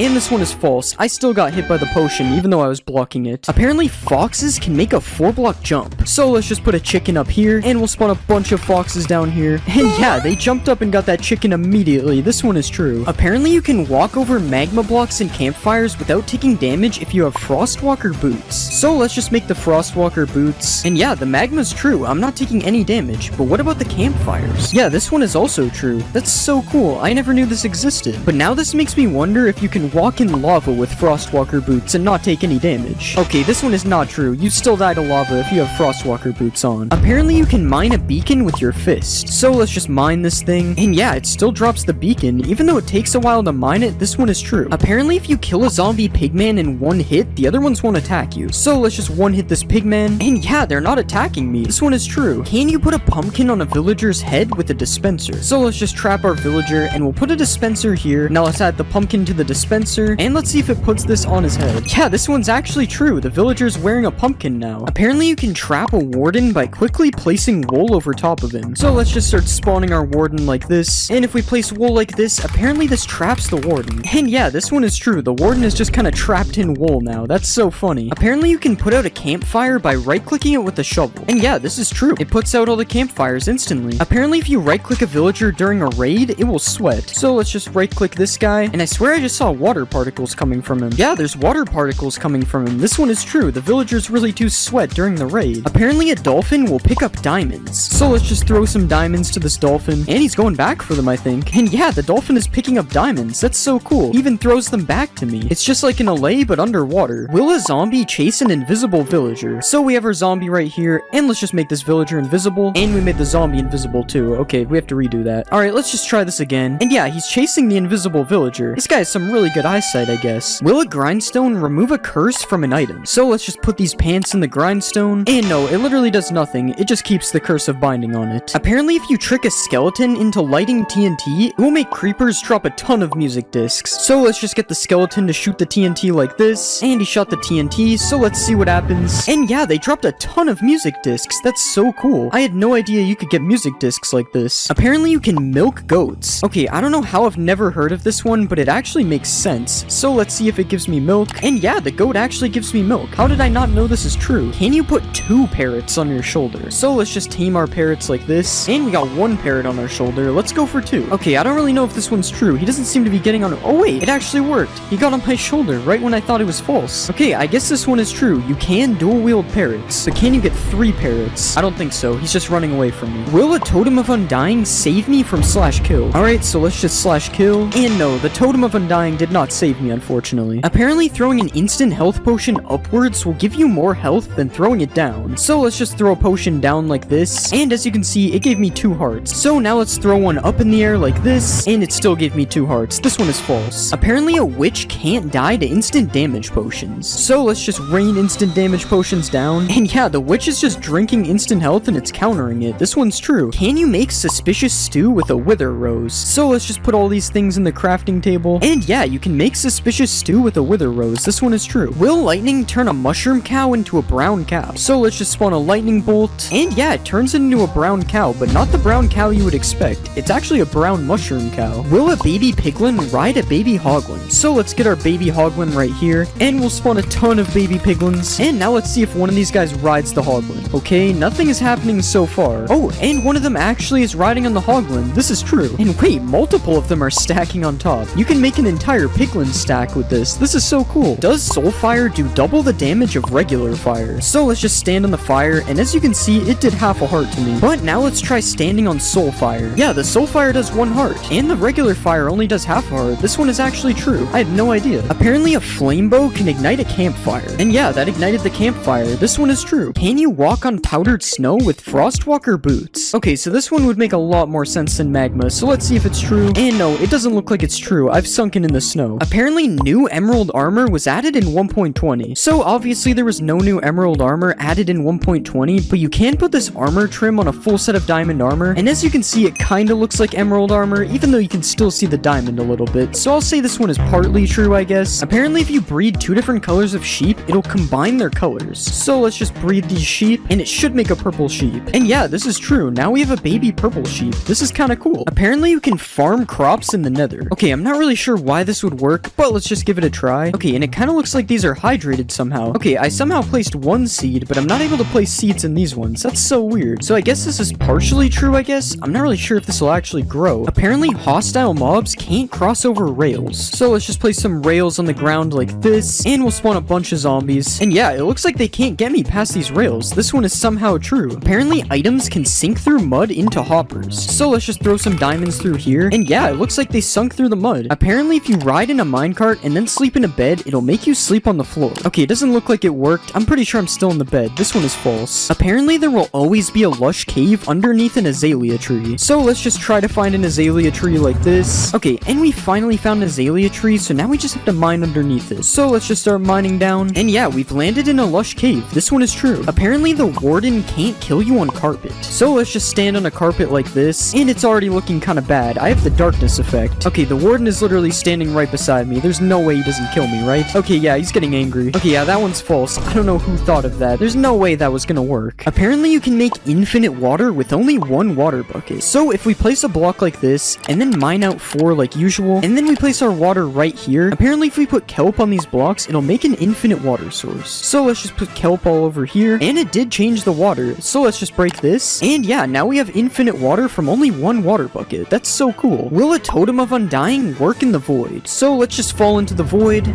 And no, the Totem of Undying does not work in the void, unfortunately. Apparently, iron golems don't take fall damage. So let's just push this guy off, and let's see if he takes fall damage. No, he actually didn't take fall damage. This one is true. I guess that's what happens when you're made of iron. You're just invincible. Can you mine lapis ore with a stone pickaxe? So we have regular lapis, and let's just break it with a stone pick. And yeah, it actually dropped the lapis. This is true. But now, can you break deep slate lapis with a stone pick as well? Yeah, this one also works. I guess you only need a stone pick to collect lapis.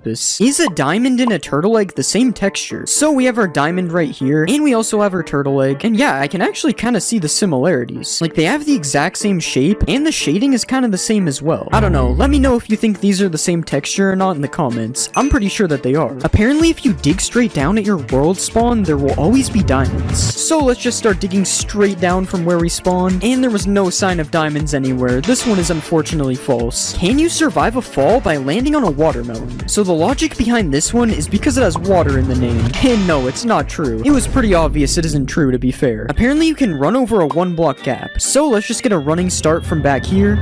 And no, I fell in the lava. Alright, let's just try it a few more times. And wait, I actually just ran right over the lava. Somehow this one is true, but it only happens sometimes. So I would still be careful if there's 1 block of lava like this. Apparently you can survive 4 anvils dropped on your head. So we have 4 anvils up here, as you can see. And let's just break the wood block that's holding all these anvils up. And yeah, I somehow survived 4 anvils getting dropped on my head. Although I'm stuck in the anvils now, so I'm not really sure if this is a good idea anyway. Apparently if you throw diamond armor into lava, it will turn into netherite. Alright, so let's just throw a full set in here. And yeah, this one is definitely not true. If you fall for this, you deserve it, to be honest. Apparently, netherite armor can survive lava, though. So let's just throw our netherite armor in. The netherite armor actually swam back up. This one is true. Can you combine two different types of stairs by putting them in the border? So let's just place our two stairs like this, and we'll put a piston behind them, and apparently this will combine both of the stairs. Yeah, this one is true, and this is so weird. Like, look at the two stairs mixing right here. I'm pretty sure this is not supposed to happen. Apparently, turning a shulker invisible will make him lose his shell. Yeah, this one is true, and this looks so weird. There's literally just this little head right here. Apparently, you can spawn a giant slime. So, apparently using this command, I will spawn a giant slime. So let's just try it. Oh my god, this slime is massive.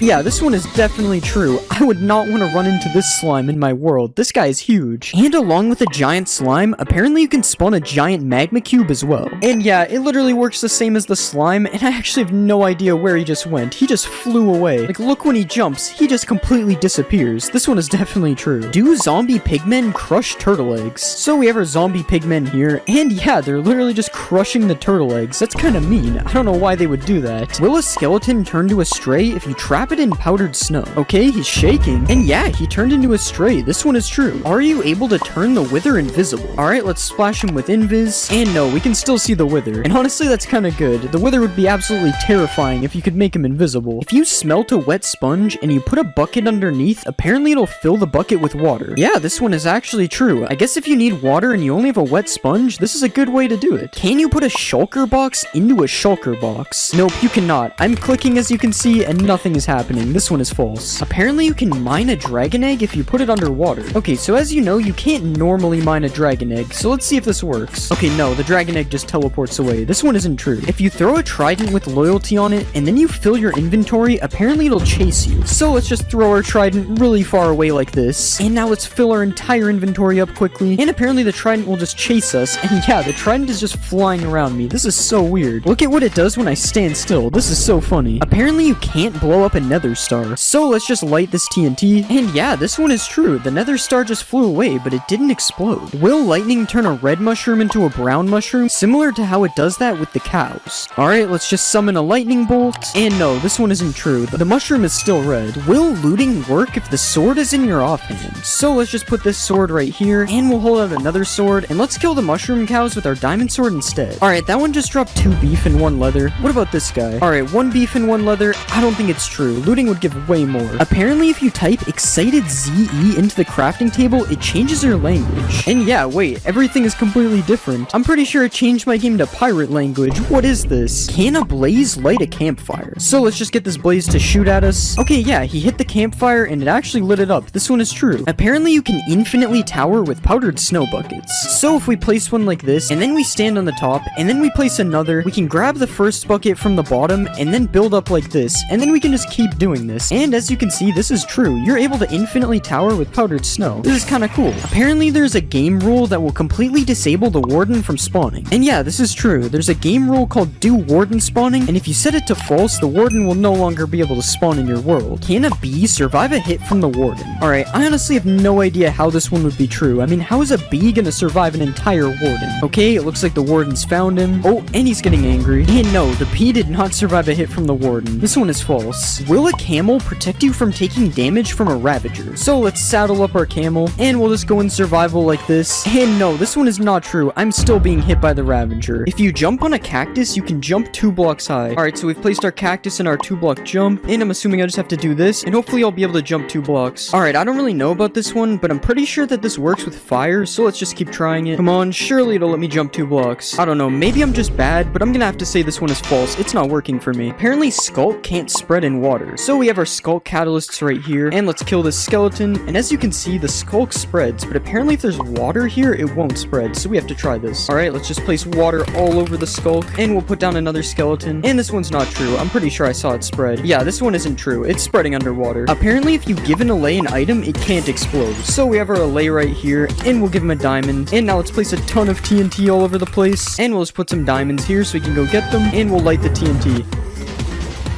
The TNT didn't really hit him, but I didn't see him take damage. He just kind of got blown away, so I'm gonna say this one is true. Apparently, if you Ender Pearl and then go in the end, it'll send you back to the overworld. Okay, and we'll just throw an Ender Pearl all the way over here, and now let's go in the end, and it should TP us any second. Okay, yeah, this one is false. It would have TP'd us by now. Apparently, all cats in a witch hut spawn as black cats. So, as you can see, there's already a black cat right here, and we'll spawn our cats in the witch hut, and yeah, they're all black cats. That's so crazy. And as you can see, if I go over here, they're just normal cats. So it's literally just the witch hut. Wow, that's so weird. Apparently in the new update, you can summon the white enderman with a command. So I'm typing the summon command, and I don't see anything coming up for white enderman. This one is false. Apparently ancient debris resembles an old warped log. So we have a warped log here, and as you can see, this is what it looks like. And here's an ancient debris beside it. Apparently this is supposed to be an old warped log. It doesn't really look like it on the sides, but the top looks pretty similar. So I don't really know if this one is true. You guys let me know if you think this resembles a warped log or not. I honestly don't know. Apparently there's a secret room under the village well. I'm pretty sure these village wells have been in Minecraft forever, so I'm pretty sure I would know about this if there was a secret room. And let's just mine the blocks out under here. I mean, there's a cave down here, but I'm pretty sure that's not a secret room. This one is false. Apparently there's a secret new deep dark villager. So let's just spawn a villager. And no, this is just a normal villager. There's no new deep dark villager in this game. I'm sorry. Apparently there's a secret room hidden under the igloo. So if we break this carpet here, there's supposed to be a hidden room somewhere under here. Wait, there's actually a trap door. And there's a ladder down to the bottom. What's down here? And yeah, there's actually a secret room down here. And it looks like there's a thing to cure a zombie villager down here. And you get this chest with a golden apple, so all you need is a weakness potion. Oh wait, you can actually get a weakness potion here too. So you can literally just cure this villager right here. That's so cool. Apparently sniffers can sniff for seeds in the end. So we have our sniffer right here, and let's see if he can find some seeds. Alright, he's sniffing the air. This might be true. Okay, he's been sniffing for a long time, and he hasn't found anything yet. I don't think this one is true. Apparently there's a new bat in the new update. So let's just spawn a bat right here. And yeah, this is actually a new bat. This looks so cool. Apparently you can now put items in a decorated pot. So we have our decorated pot right here, and let's just right click it with these diamonds. And it's doing something. Okay, now let's right click it to see if they're in the pot. Okay, I don't know. The pot's just kind of wiggling. Maybe we have to break the pot. And yeah, the diamonds came out of the pot. This one is true. You can put items in pots now. Can you break pots with arrows? Alright, let's just shoot the pot. And yeah, this one is true, but it only drops bricks. It doesn't drop the pot. And just to be clear, you can break pots with every projectile, not just arrows. Can you give a snow golem fire resistance? Alright, so we have our snow golem right here, and let's just splash him. And yeah, he has particles, but does this actually work? And yeah, the snowman is just swimming in lava and not dying. This is the weirdest thing I've seen. Does an evoker turn blue sheep red? Alright, so we have our blue sheep here. I don't really know why this one would work, but let's just spawn our evoker, and he's doing something. And the sheep actually turned red. What? Why doesn't this guy like blue sheep? Can you survive a 50 block fall with feather falling 4 boots? So let's just put feather falling on the boots, and now let's just fall down this 50 block platform. And no, I died. Apparently putting a pumpkin on your head stops endermen from attacking you completely. So we have our enderman right here, and let's just put a pumpkin on our head, and now let's fight the enderman. Okay, yeah, he's hitting me. This one is definitely not true. The enderman still attacks you when you have a pumpkin on your head. It's only good for looking at them. Apparently harming potions ignore armor. So that did 5.5 hearts. Now let's put armor on. Yeah, it did the same amount of damage. I guess armor is just useless. Apparently you can trap and kill the warden with powdered snow. Alright, he's trapped. And it's working. He's dying. Okay, this is kind of sad. I'm gonna help him out. Apparently you can repair an iron golem. Oh, I can't hurt this one. Sorry, bro. Wait, it actually repairs him. I almost certainly thought this one was fake. It sounds so stupid. Apparently you can sleep underwater. Let's just make it night. Wait, how does this work? Bro, I'm amphibious or something. What? You can make a 2-block jump with a bubble column. I'm going higher, but it's not 2 blocks. Oh, you have to run at it for it to work. And it's actually pretty consistent when you have the timing. Hitting a mob through fire sets the mob on fire. Nope. Pretty sure I would have known about this if it was true. You can shoot fire arrows through the bottom of a lava cauldron. Wait, it works. You just have to angle it right. This is sick. As you know, you can block a beacon by placing a block above it, but apparently the beacon's beam can go through bedrock.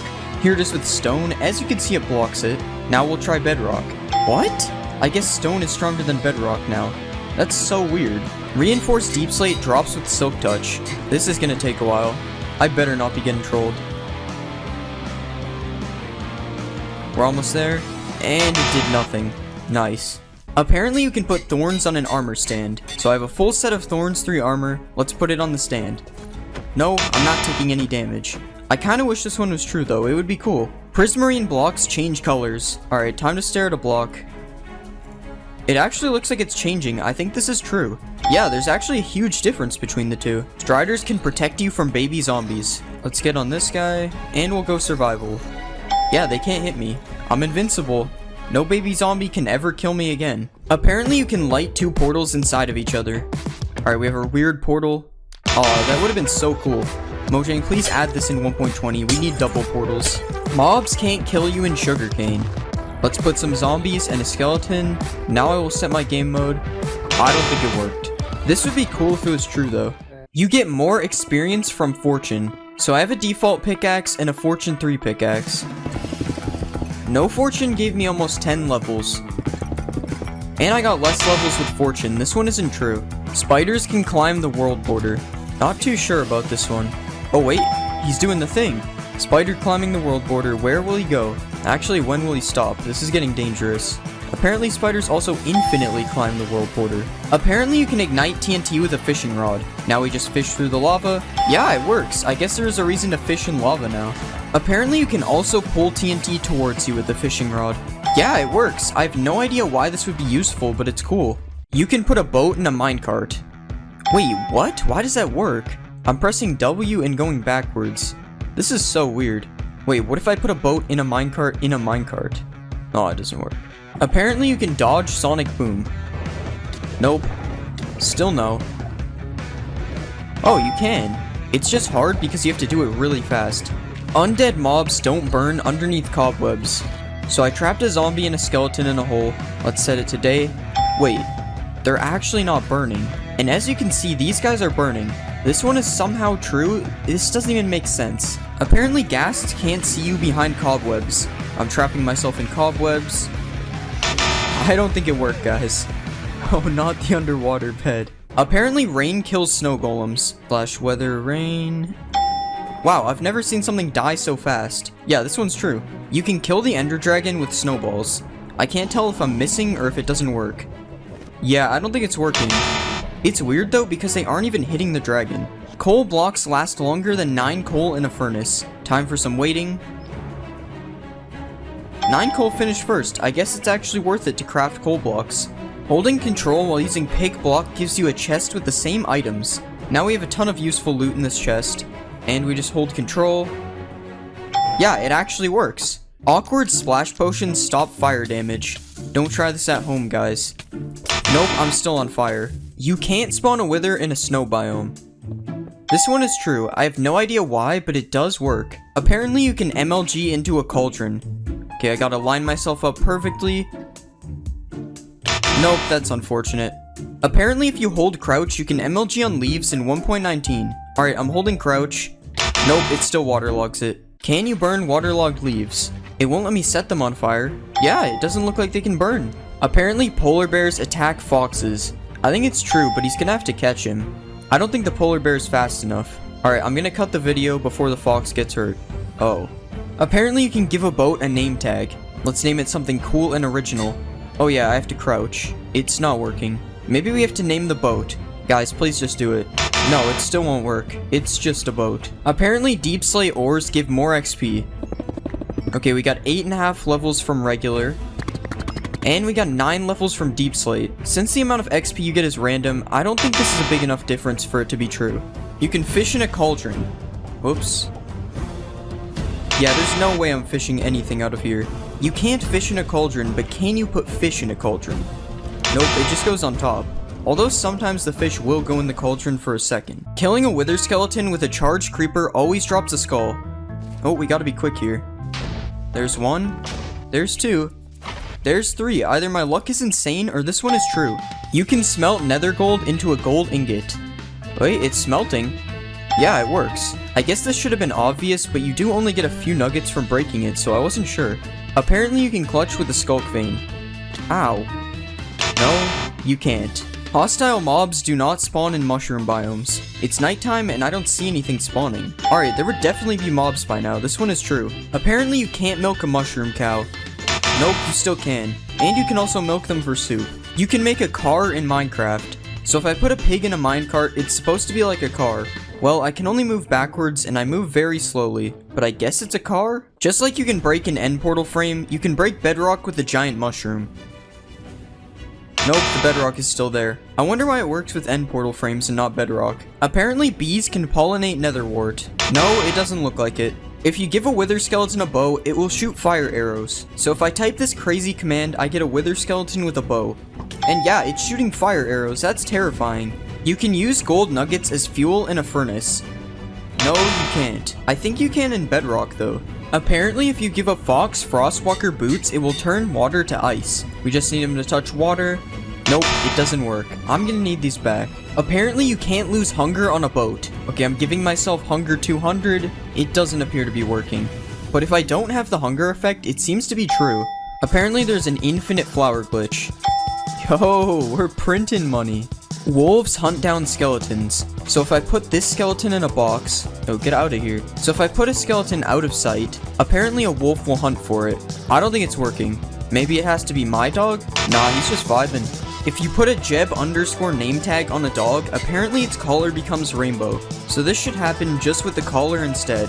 No, it didn't work. It just names your dog Jeb. Apparently, Endermen are not able to teleport out of a 2-block hole. Alright, he's in a 2-block hole. Nope, that happened instantly. The Warden's Sonic Boom ability apparently ignores armor. Here's me using no armor. Okay, it did 2.5 hearts. Here's me with full netherite now. Wait, it did 3 hearts. It did more damage. What? Okay, apparently you also can't block Sonic Boom with a shield. What? No way, as if the Warden wasn't already powerful enough. Does mud dry out in the nether? No, it does not. Well, at least not instantly. Can mud be used to put out fire damage? Time to set myself on fire. Don't try this at home. Nope, I'm still on fire. Apparently 1.19 added jungle villages. Okay, I'm using /locate, and these are the only village types available. There are no jungle villages. There aren't jungle villages, but apparently there are jungle villagers. Wait, no way, that's so sick. Apparently there are also swamp villagers. What? No way, it's like a non-mean looking witch. Why are these in the game with no villages? You can use reinforced deep slate to trap the wither. Now we spawn the wither. Will it get out? No, it seems to be stuck. Even in survival, it won't come get me. But I guess this would only be useful if you could mine reinforced deep slate, but it's still cool. If you place your own shrieker, it can't spawn a warden. So I've placed my own shrieker. And yeah, it's been 3 times, and nothing has happened. This one is true. Apparently, there's a new portal in the deep dark. Let's light this. Wait, what? Okay, obviously I'm joking. This is a texture pack. Apparently, you can heal Vexes into LAs by giving them milk. Alright, I'm giving him milk and nothing is happening. This one is fake. Can you use goat horns to call goats over to you? He's looking at me. No, it does not work. He's not coming over here. Do you need Silk Touch to mine a Skulk sensor? Alright, nothing dropped with no Silk Touch. And it drops with Silk Touch. This one is true. Okay, I found out I'm supposed to use a hoe and not a pickaxe. I don't want to hear it. You can now place water inside of leaves. So just like a sign or a slab, I should be able to do this on leaves. Yes, it works, and it doesn't even flow out either. That's so cool. Swift Sneak makes dive mining faster. So that was me mining without Swift Sneak. And yeah, I mean I move faster, but it doesn't make me mine any faster, so I would say this one isn't true. If you spawn a frog in a jungle, it becomes a poisonous frog. Alright, here's the smallest jungle ever. Spawning a frog. Nope, it does not seem to be poisonous. Apparently, LAs can mine diamonds for you. So if I give an LA diamond ore, it's supposed to mine diamonds for me. Nope, this obviously wasn't going to work, but it can collect diamonds for you. If you listen to the new music disc in the deep dark, it spawns Herobrine. Okay, we have our jukebox and the music disc. Let's see. I don't really see anything around here. Oh my god! There's nothing. Herobrine was removed a long time ago, guys. Right? The new music disc can be used to light the portal in the deep dark. Nope, nothing is happening. And this disc is scary. I'm turning it off. You can't spawn a warden on the surface. Well, since you can't spawn a warden using your own shrieker, it's impossible for one to spawn on the surface. Frogs will eat magma cubes and drop a frog light. Oh, this one's true. Not these guys though, they're too big. Apparently you can find skeleton skulls in an ancient city. Dang, I really thought one would be here. Oh, there's one over here. It's true. Blowing up ores now gives you experience. I think I used too much TNT. Let's try just one. And it works, the XP dropped. Furnace minecarts now work like regular furnace blocks. Alright, I'm right-clicking it and nothing is happening. Let's try it with food in my hand. Still nothing. This one doesn't work. Apparently, tadpoles are scared of axolotls. Wow, the axolotl's going crazy. It doesn't look like the tadpole is afraid, though. The warden is lava-proof, apparently. It's true. The warden is even more powerful than I thought. You can use water to silence skulk sensors. Yeah, it's making no noise, but there's still the pulse thingy. And as you can see, the redstone works, but it's making no sound. Apparently the Moo Bloom was added in 1.19. Oh guys, look, it's the Moo Bloom. No way, no way. Apparently mobs now spawn inside of nether portals. So I've built a portal on the nether roof, so they should have the best chance of spawning here. Okay, this one might be true, but it's going to take forever if it is. Can Alays use a totem of undying? We'll just put some lava. Nope, we'll put some lava. Wow, this guy's fast. Okay, we finally got him. And it worked. He used the totem to survive. That's crazy. You can place structures with the command in 1.19. Alright, /structure doesn't work. Okay, it's /place structure, and yeah, you can place any structure just like this. Just like this. Now you can beat the game in super flat. There are new secret paintings in 1.19, so you just do this command, and this should be a new painting. Yeah, it works. There are also 3 other new paintings you can get with this command. Apparently you sink in mud just like powdered snow. I don't appear to be sinking. It does lower you by like 0.1 of a block though. Using Riptide on a trident while riding a boat makes you go faster. Alright, let's get in a boat. Nope, I can't even use a trident in a boat. It doesn't even let me right click. The fletching table can now be used to make tipped arrows. Alright, I'm right clicking on it and nothing is happening. Let's try it in survival. Still nothing. Even with an arrow, it still doesn't work. This one isn't true. Apparently tropical fish spawn in mangrove swamps. I'm kind of lost in here. This biome is so cool. Oh wait, those are tropical fish, right? Yep, so it's true.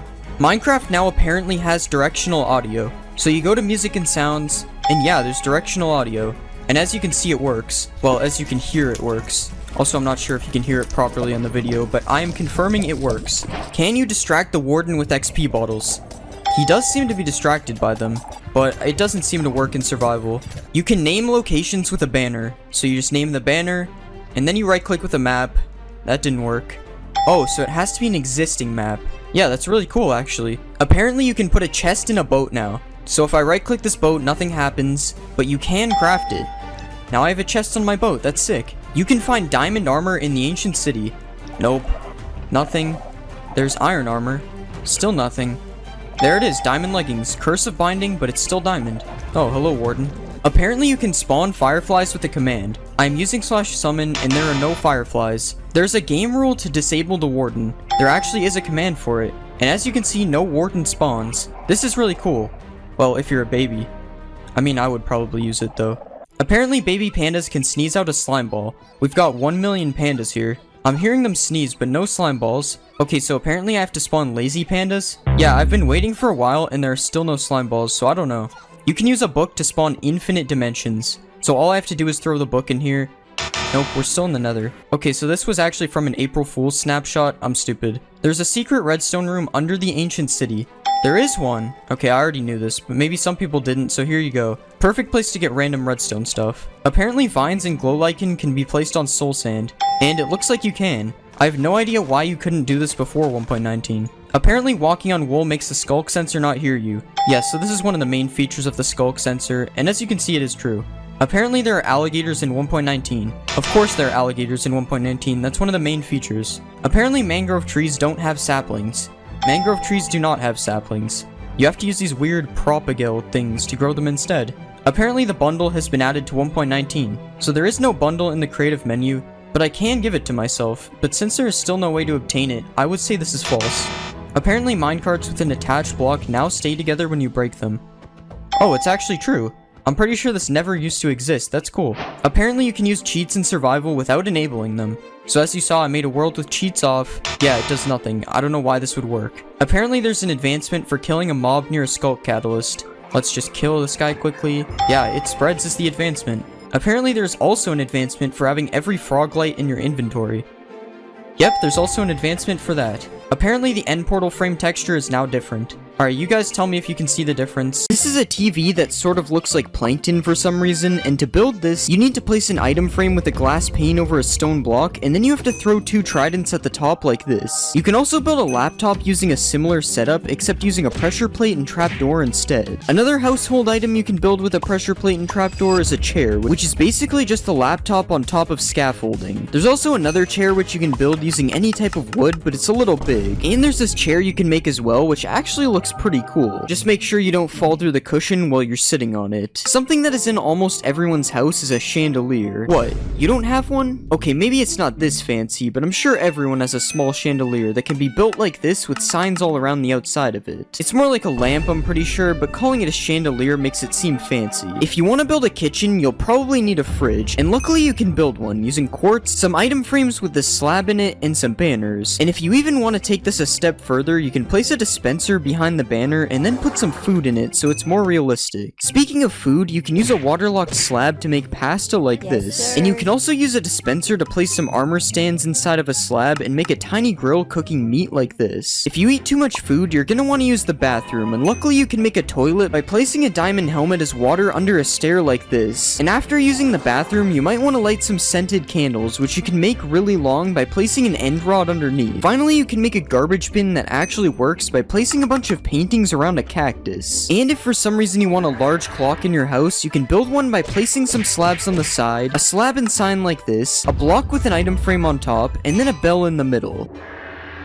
It's supposed to do that every hour. Now that you've decked out your house with build hacks, it's time to move on to some random builds. Starting with this very large trophy that definitely wouldn't fit on a shelf, and a super large rifle that is made out of wood, which really has me questioning if it would work. You can also make a witch pot, which is just a respawn anchor with trapdoors around it, and you can make a dragon head that looks like it has a sword going through it, and you can even add ketchup. That's definitely what this is. If those builds weren't random enough, you can make a guy who got locked up using item frames and an armor stand like this, and you can make a Lego brick if you manage to get your hands on some colored heads. If you didn't like the idea of killing the Ender Dragon earlier, you can just make a regular upside down sword like this. And by placing a carpet underneath a block like this, and then putting an armor stand through it, you can create a chessboard by giving it a chain helmet and putting a pressure plate underneath it. Now obviously those build hacks were cool, but it's time to show you some of the coldest build hacks known to man. If you build a cube of ice like this, and then put a Steve armor stand inside of it, you can push some ice on top of him and make a man who is freezing to death. You can also make some cracked ice by placing glow lichen on top of it, and you can build a penguin by using some concrete like this, a beak, and then placing some banners on the front and the sides. You can place a stair in a slab like this, some signs on the side, and a fence gate on the back to make a sled, and if you want to give this sled some power, you can attach a dog to the front of it like this. Come on, hurry up, go faster. If you need more power for your sled, you can put some stairs like this, add a carpet on the back, and then place some fence gates on the side to make a reindeer. Okay, now this thing should be super fast. We got Rudolph pulling it. Reindeers help deliver gifts, so here's a gift made from a kelp block and candles, and here's a happy kid who just got what he wanted for Christmas. I'm not gonna let that happen. I'm a hater. You can make a small tree by placing azalea leaves on top of a dead bush, and you are even able to make that tree dead with some mangrove roots on top instead. You can make another cool plant by placing coral on top of some waterlogged slabs, and if you want to make some bulrushes, you can place some glass panes like this with a brown candle on top. You can also make another type of bulrush like this, as seen in my previous build hack video. Another outdoor build is the swing, which is made by placing some upside down lightning rods like this, and then putting some trapdoors underneath. You can also place 4 trapdoors like this with a waterlogged slab in the middle, and then place an egg and some coral on top to make a nest. You can even put this in a tree to be more realistic, although it looks very unnatural. There are a lot of bugs outside, and you can make one of them by placing a button through an item frame like this. You can also make a water cart, whatever that is, by placing some slabs like this, with trapdoors and some fence gates on the side, and then some barrels and a sign on top, and a tripwire as a faucet like this. Another thing with wheels is a wheelbarrow, which is made with these 3 blocks, and you can even fill it up by putting some compost in the middle. Wheelbarrows are usually used for farming, so let's check out some farm builds next. You can place a candle on top of melons and pumpkins to give them a stem, or you can use a sea pickle depending on how big you want it to be. You can also make a pineapple by putting this vine thing on top of a shroom light like this. And if you want to build a cake, you can place a piece of dirt and put some snow on top, and then you can add redstone on the top as a strawberry. This cake probably tastes really bad though, it's made out of dirt. Apparently fish barrels are real, and you can make a salmon barrel with a raw copper block and some trapdoors on the side. Or you can change it out for a raw iron block if you want to make a cod barrel instead. Another type of barrel is a honey barrel, and this time I'm actually not sure what that is. I've never heard of a honey barrel before. If you want to make your dinner table look more realistic, you can place a pressure plate on top of an item frame and place some food in it to look like a plate like this. And you can even add some condiments on the table and place some sea pickles on the side, which kind of look like cups. So much detail just for you to eat all the food in 2 seconds. If you have a dog, you can build a small doghouse by placing 5 trapdoors like this with a couple more trapdoors on the top. And you can even place a dog bowl on the side to give him something to drink. Another dog bowl you can do is this design using a decorated pot, and pairing them together looks like both food and drink. If you don't have a dog, you might have a cat, and there's also a cool cat structure you can build. First, place a scaffolding and trapdoors like this, add some fences on the back, and then place a couple carpets on top, and then you have a nice place for your cat to live. You might also have a parrot, in which you can also give a house. Well, sort of. In order to do this build, you have to push a piece of glass over top of the parrot, which is probably seen as animal cruelty. So something you can do that is less cruel is this bird bath, which uses a waterlogged slab and some signs on the side. Or you can place a hanging sign like this as a parrot perch. You are also able to use a bell if you don't think the hanging sign looks good enough. And you can also build a cage, which is slightly less evil, and it's built using fences like this, a slab and a trapdoor on top, and a chain and scaffolding attached underneath. This build also exceeds the build size limit for this video, but I'm just gonna let it slide because it looks pretty cool. The last build in the pets category is this snail, which I'm not really sure if it counts as a pet. Snails are also really slow, so the fact that it doesn't move might actually not matter. Now that we've seen all these different build hacks, it's time for some more random build hacks that have no common theme. Something that for some reason isn't in Minecraft is balloons, but with a colored block, a fence, and a little animal cruelty, it is actually possible to have balloons in Minecraft. Another thing that is also not in Minecraft is hot springs, but that can be changed by placing some trapdoors and some campfires underneath a pool of water. You can also do the same technique by placing campfires under lava to get some smoky lava, and this time you don't even need the trapdoors. I would be careful when swimming in this one though, because it might be a little too hot. If you're tired of how the regular TNT looks, or just scared of building with it in case something like this happens, then you can actually place a barrel like this and put some signs on the side that say TNT to make an old looking block of TNT. You can even highlight the signs in white to make the text stand out and add a candle on top to look like a fuse. If you aren't afraid of using TNT to build, you can also place a bunch of TNT like this and then put some candles on top, and they will kind of look like individual dynamite sticks. You can even light them if you want, but just be careful you don't accidentally misclick. If you do set off the TNT by accident, it might be possible you need to build a grave, and luckily you can do that with 3 podzol blocks like this, an anvil, a skull of your choice, and a couple of flowers, and then you have a tiny gravestone for whoever died as a result of your TNT accident. Another random build hack is this super thin ladder, which is just a ladder placed on trapdoors, and something really cool you can do is place trapdoors alternating like this with ladders on each of them, and you can make a 1-block spaced working ladder, stair, and an item frame, which can be rotated to look like an arrow. And the cool part of this is you can place a sign on the side and then write something for it to point to. These tiki torches, which you can make using bamboo fences, and if you want to add some extra detail, you can attach a mob with a lead to the top, but obviously you will have to.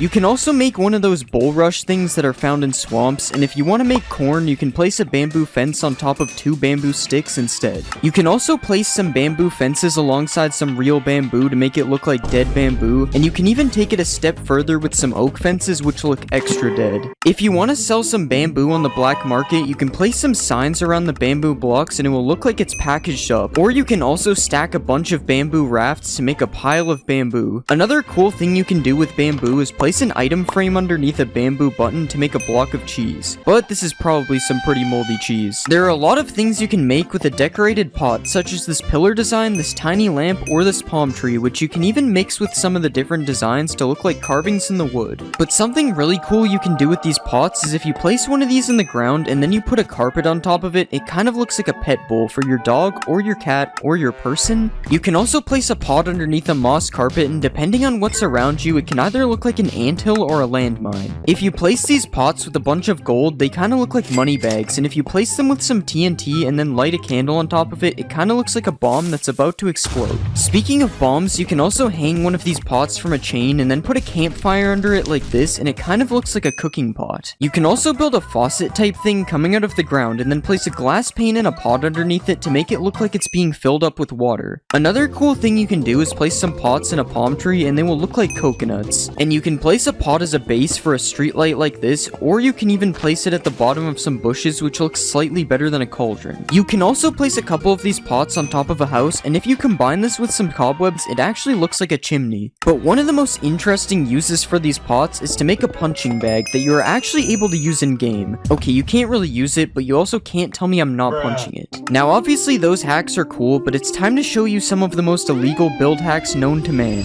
If you apply this armor trim to a leather helmet and then place it 1 block deep on an armor stand, you can use a piston to push a bookshelf through it, and it kind of looks like a stray book sitting on top of the shelf. Another thing you can do is dig out a big hole and then fill the whole thing with string, and after that you can do a little bit of animal cruelty and cover the whole thing up with carpets to get this rug design. Huh, that's weird. It looks like my rug is moving. Something else you can do with the sniffer is you can place some blocks through a sniffer's nose and then add a slab and some signs on the side to get a really interesting cushion design. Or if you're really ballin', you can use a sniffer's snout as a base to make a golden sink. Another thing you can do with a sniffer's nose is you can place it in the roof and then put a couple of fences and an end rod underneath it to make a lamp. Okay, this one was kind of a stretch. You can still see his face. Something you can do with a camel is you can place its head through a roof and it kind of looks like one of those bear heads you see on a wall in some rich guy's house. And you can also spawn a camel in the ground and then place some sand over top of its head to make it kind of look like a little sand dune coming out of the ground. You can even place a saddle on top of the camel to make it so you can sit down on the beach with a towel beneath you. Now those were definitely some illegal build hacks, but they still aren't the best build hacks in this video. This is a pumpkin, this is a melon, and this is an eggplant. Okay, it's not actually an eggplant, it's cherry wood with a sea pickle on top, but it actually looks pretty close. Another melon trick you can do is place bamboo planks with glow lichen beside a pumpkin, and it kind of looks like a dead pumpkin. Also, if you place a bamboo block in a field of melons, it kind of looks like some kind of squash. Everyone has seen these trapdoors being used as a fence, but you can actually use a hanging sign to make a pretty cool fence as well. Speaking of hanging signs, you can do some really cool things with them, such as this one-way door, which works by hanging a sign from the top and then hanging another sign underneath it. You can also make a little doggy door on the side of your house like this, or you can place it in front of your brand new cherry wood doghouse as well. Staying on the topic of farming, you can place 2 fences in the air like this, and if you place a hanging sign underneath it, it will look like a shovel that is sticking out of the dirt. You can also replace these fences with lightning rods or end rods to make different types of handles as well. If you want to make a table, you can place some hanging signs like this to make table feet, and you can even make the table legs a bit longer if you like things that are longer. Hanging signs can also be used to make a broken jungle bridge or a useless ladder, depending on how you see it. And you can place them in a pattern like this to look like a gate that is restricting your access to something. Something I bet you've never seen is a stoplight in Minecraft. Okay, you've probably seen one, I just didn't know what to say, but by placing a red sign, an oak sign, and a blue sign like this, it can kind of look like a stoplight even though 2 of the colors are wrong. Another thing you can do with the different sign colors is hang them over top of a campfire like this to make different stages of meat cooking. But probably the most interesting hanging sign hack is this parrot perch design. I'm just kidding, it's actually a working swing which can be made using 2 chains like this, a hanging sign on each side, a trapdoor on the bottom middle, and then a boat as a seat. And after you do that, you have a working swing. Well, you can't really swing on it, but I mean I'm sitting on it, so it kinda works. You can also make another swing by doing the same thing as before, except instead of placing 1 trapdoor, you place 3 on the bottom and then 3 on the back to get another really cool swing design. This time you aren't able to sit on it. If you're trying to be some type of supervillain, all you have to do is place some redstone behind one of the chiseled bookshelves, and then you can attach a couple regular bookshelves to some sticky pistons to make a secret door inside of your library. Something else you can do with chiseled bookshelves is build a cool floor design like this, and you can even make the bookshelf look like eyes when you put a slab in front of it. If you place the bookshelf with a stone slab in a cave, it kinda looks like something is staring at you through a crack in the wall, but that isn't the coolest thing you can do with the chiseled bookshelf. If you place a bunch of bookshelves beside each other, you can actually build things using the books inside of the bookshelves. I guess suspicious sand isn't the only thing that's sus in this update. Minecraft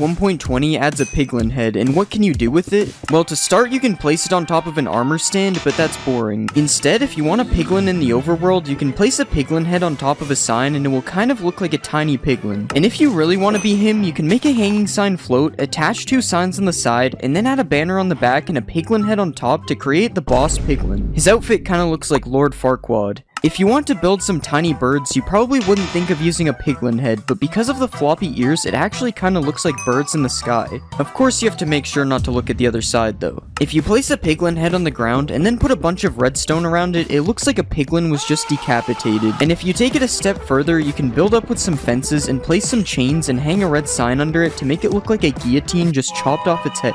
Have you ever wanted to build a giant snail? You probably haven't. But you can by placing a cherry slab, a sideways cherry log, and a nether brick wall with a couple of candles on the top. Now we have giant snails to go with our giant spiders. Another giant animal you can build with cherry wood is a pig. If you place 2 upside down stairs like this and add some slabs on the top, you get a pig. You can then add a button on each side for eyes and a cherry button for a nose and a tail for extra detail. Speaking of pigs, you can also make pork with cherry wood. If you place a sideways cherry log and then attach it to 2 fences using chains, it kinda looks like a piece of ham is being cooked over a fire. Another cool cherry wood build is this garden fence, which can be made using an illegal trapdoor technique that I didn't even know existed. You can even climb this thing if you try hard enough, so that's cool. Another thing you can put in your garden is a cherry tree, but not that one is lame. If you use cherry fences as logs and pair it with azalea leaves, you can make a really cool looking miniature tree. Something else that looks cool is this trapdoor window, which you can make using bamboo or cherry wood trapdoors depending on your build. In Minecraft 1.20, a pink boat will be added, but if you think this design is boring, you can actually make your own pink boat instead. If you place some slabs in the water like this and then add a fence in the middle, you can move 2 boats as close to the fence as possible and then add some trapdoors on the side and a flag on the top to make a better looking boat. The only problem is this boat doesn't really move. If you place a netherite upgrade in an item frame, you can use it as an up or down arrow for like an elevator or something, I don't really know. This is chiseled copper, and because of this cool X design on the sides of the block, it actually makes a really nice crate if placed with some other crate looking things. And if you place these blocks in a 2x2 like this, and then place signs all around the sides, you can make an even bigger and better looking crate. You can also mix in some of the brand new copper trapdoors on the side of the crates, and you can even change the middle block to make some empty looking crates. Or we can just remove the block in the middle completely, and we get a cool little animal house. I promise I'm gonna let him out, guys. If you want to make a more humane pet house, you can place some trapdoors like this, add some carpets on the bottom, and then put the new heavy core in the front, which kind of looks like a food bowl. And if you want some more food for your pet, you can place a chiseled copper like this and put a sea pickle on the top, and it kind of looks like a melon or something. We should probably just stick to the actual melon though. I don't know if I cooked with this one. You can place some copper trapdoors on top of campfires like this to make a cool looking stove, and now we can cook the melon if we want. And if you want to make a chair to sit down and have a meal, here's one chair design using the new trapdoors, and here's another. This chair is a little bit goofy. In real life, it would be like 3 meters tall. Another new block coming in 1.21 is the crafter, which surprisingly has a lot of different building use. To start, you can make a stove by placing the crafter on top of some campfires, and then adding a few more kitchen details like this. And you can also use a crafter as cabinets if you place it facing this way instead. Who knew the crafter was the ultimate kitchen block? The bottom of the crafter can also be used as a roof, so I guess that makes it the 3rd time it's used in this kitchen. And if you place it on the ground, it kind of looks like some kind of mat that is meant to keep the floor clean. Might as well just build the whole house out of crafters at this point. More household items that can be built with a crafter is this PC where the crafter is used as a monitor, or you can go all out and build a flat screen TV using 2 different angles of the crafter like this. Don't mind me, just sitting on my crafter couch watching my crafter TV. You can also place a crafter like this and then put a few seats around it to create an actual functioning game of tic-tac-toe. Okay, how am I losing to myself? And if you want to protect your house from intruders, you can use the crafter as a keypad like this. If you place a tough wall with a trapdoor on each side, and then add a crafter on top, and place a few more details like this, you can make a telephone booth looking thing like this. And if you look at this side of the crafter, it kind of looks like a face, which means you're actually able to build the crafter man like this. Now I know why we installed the security on the first door. This guy's not messing around. Coming up next, we have a few build hacks that are pretty tough.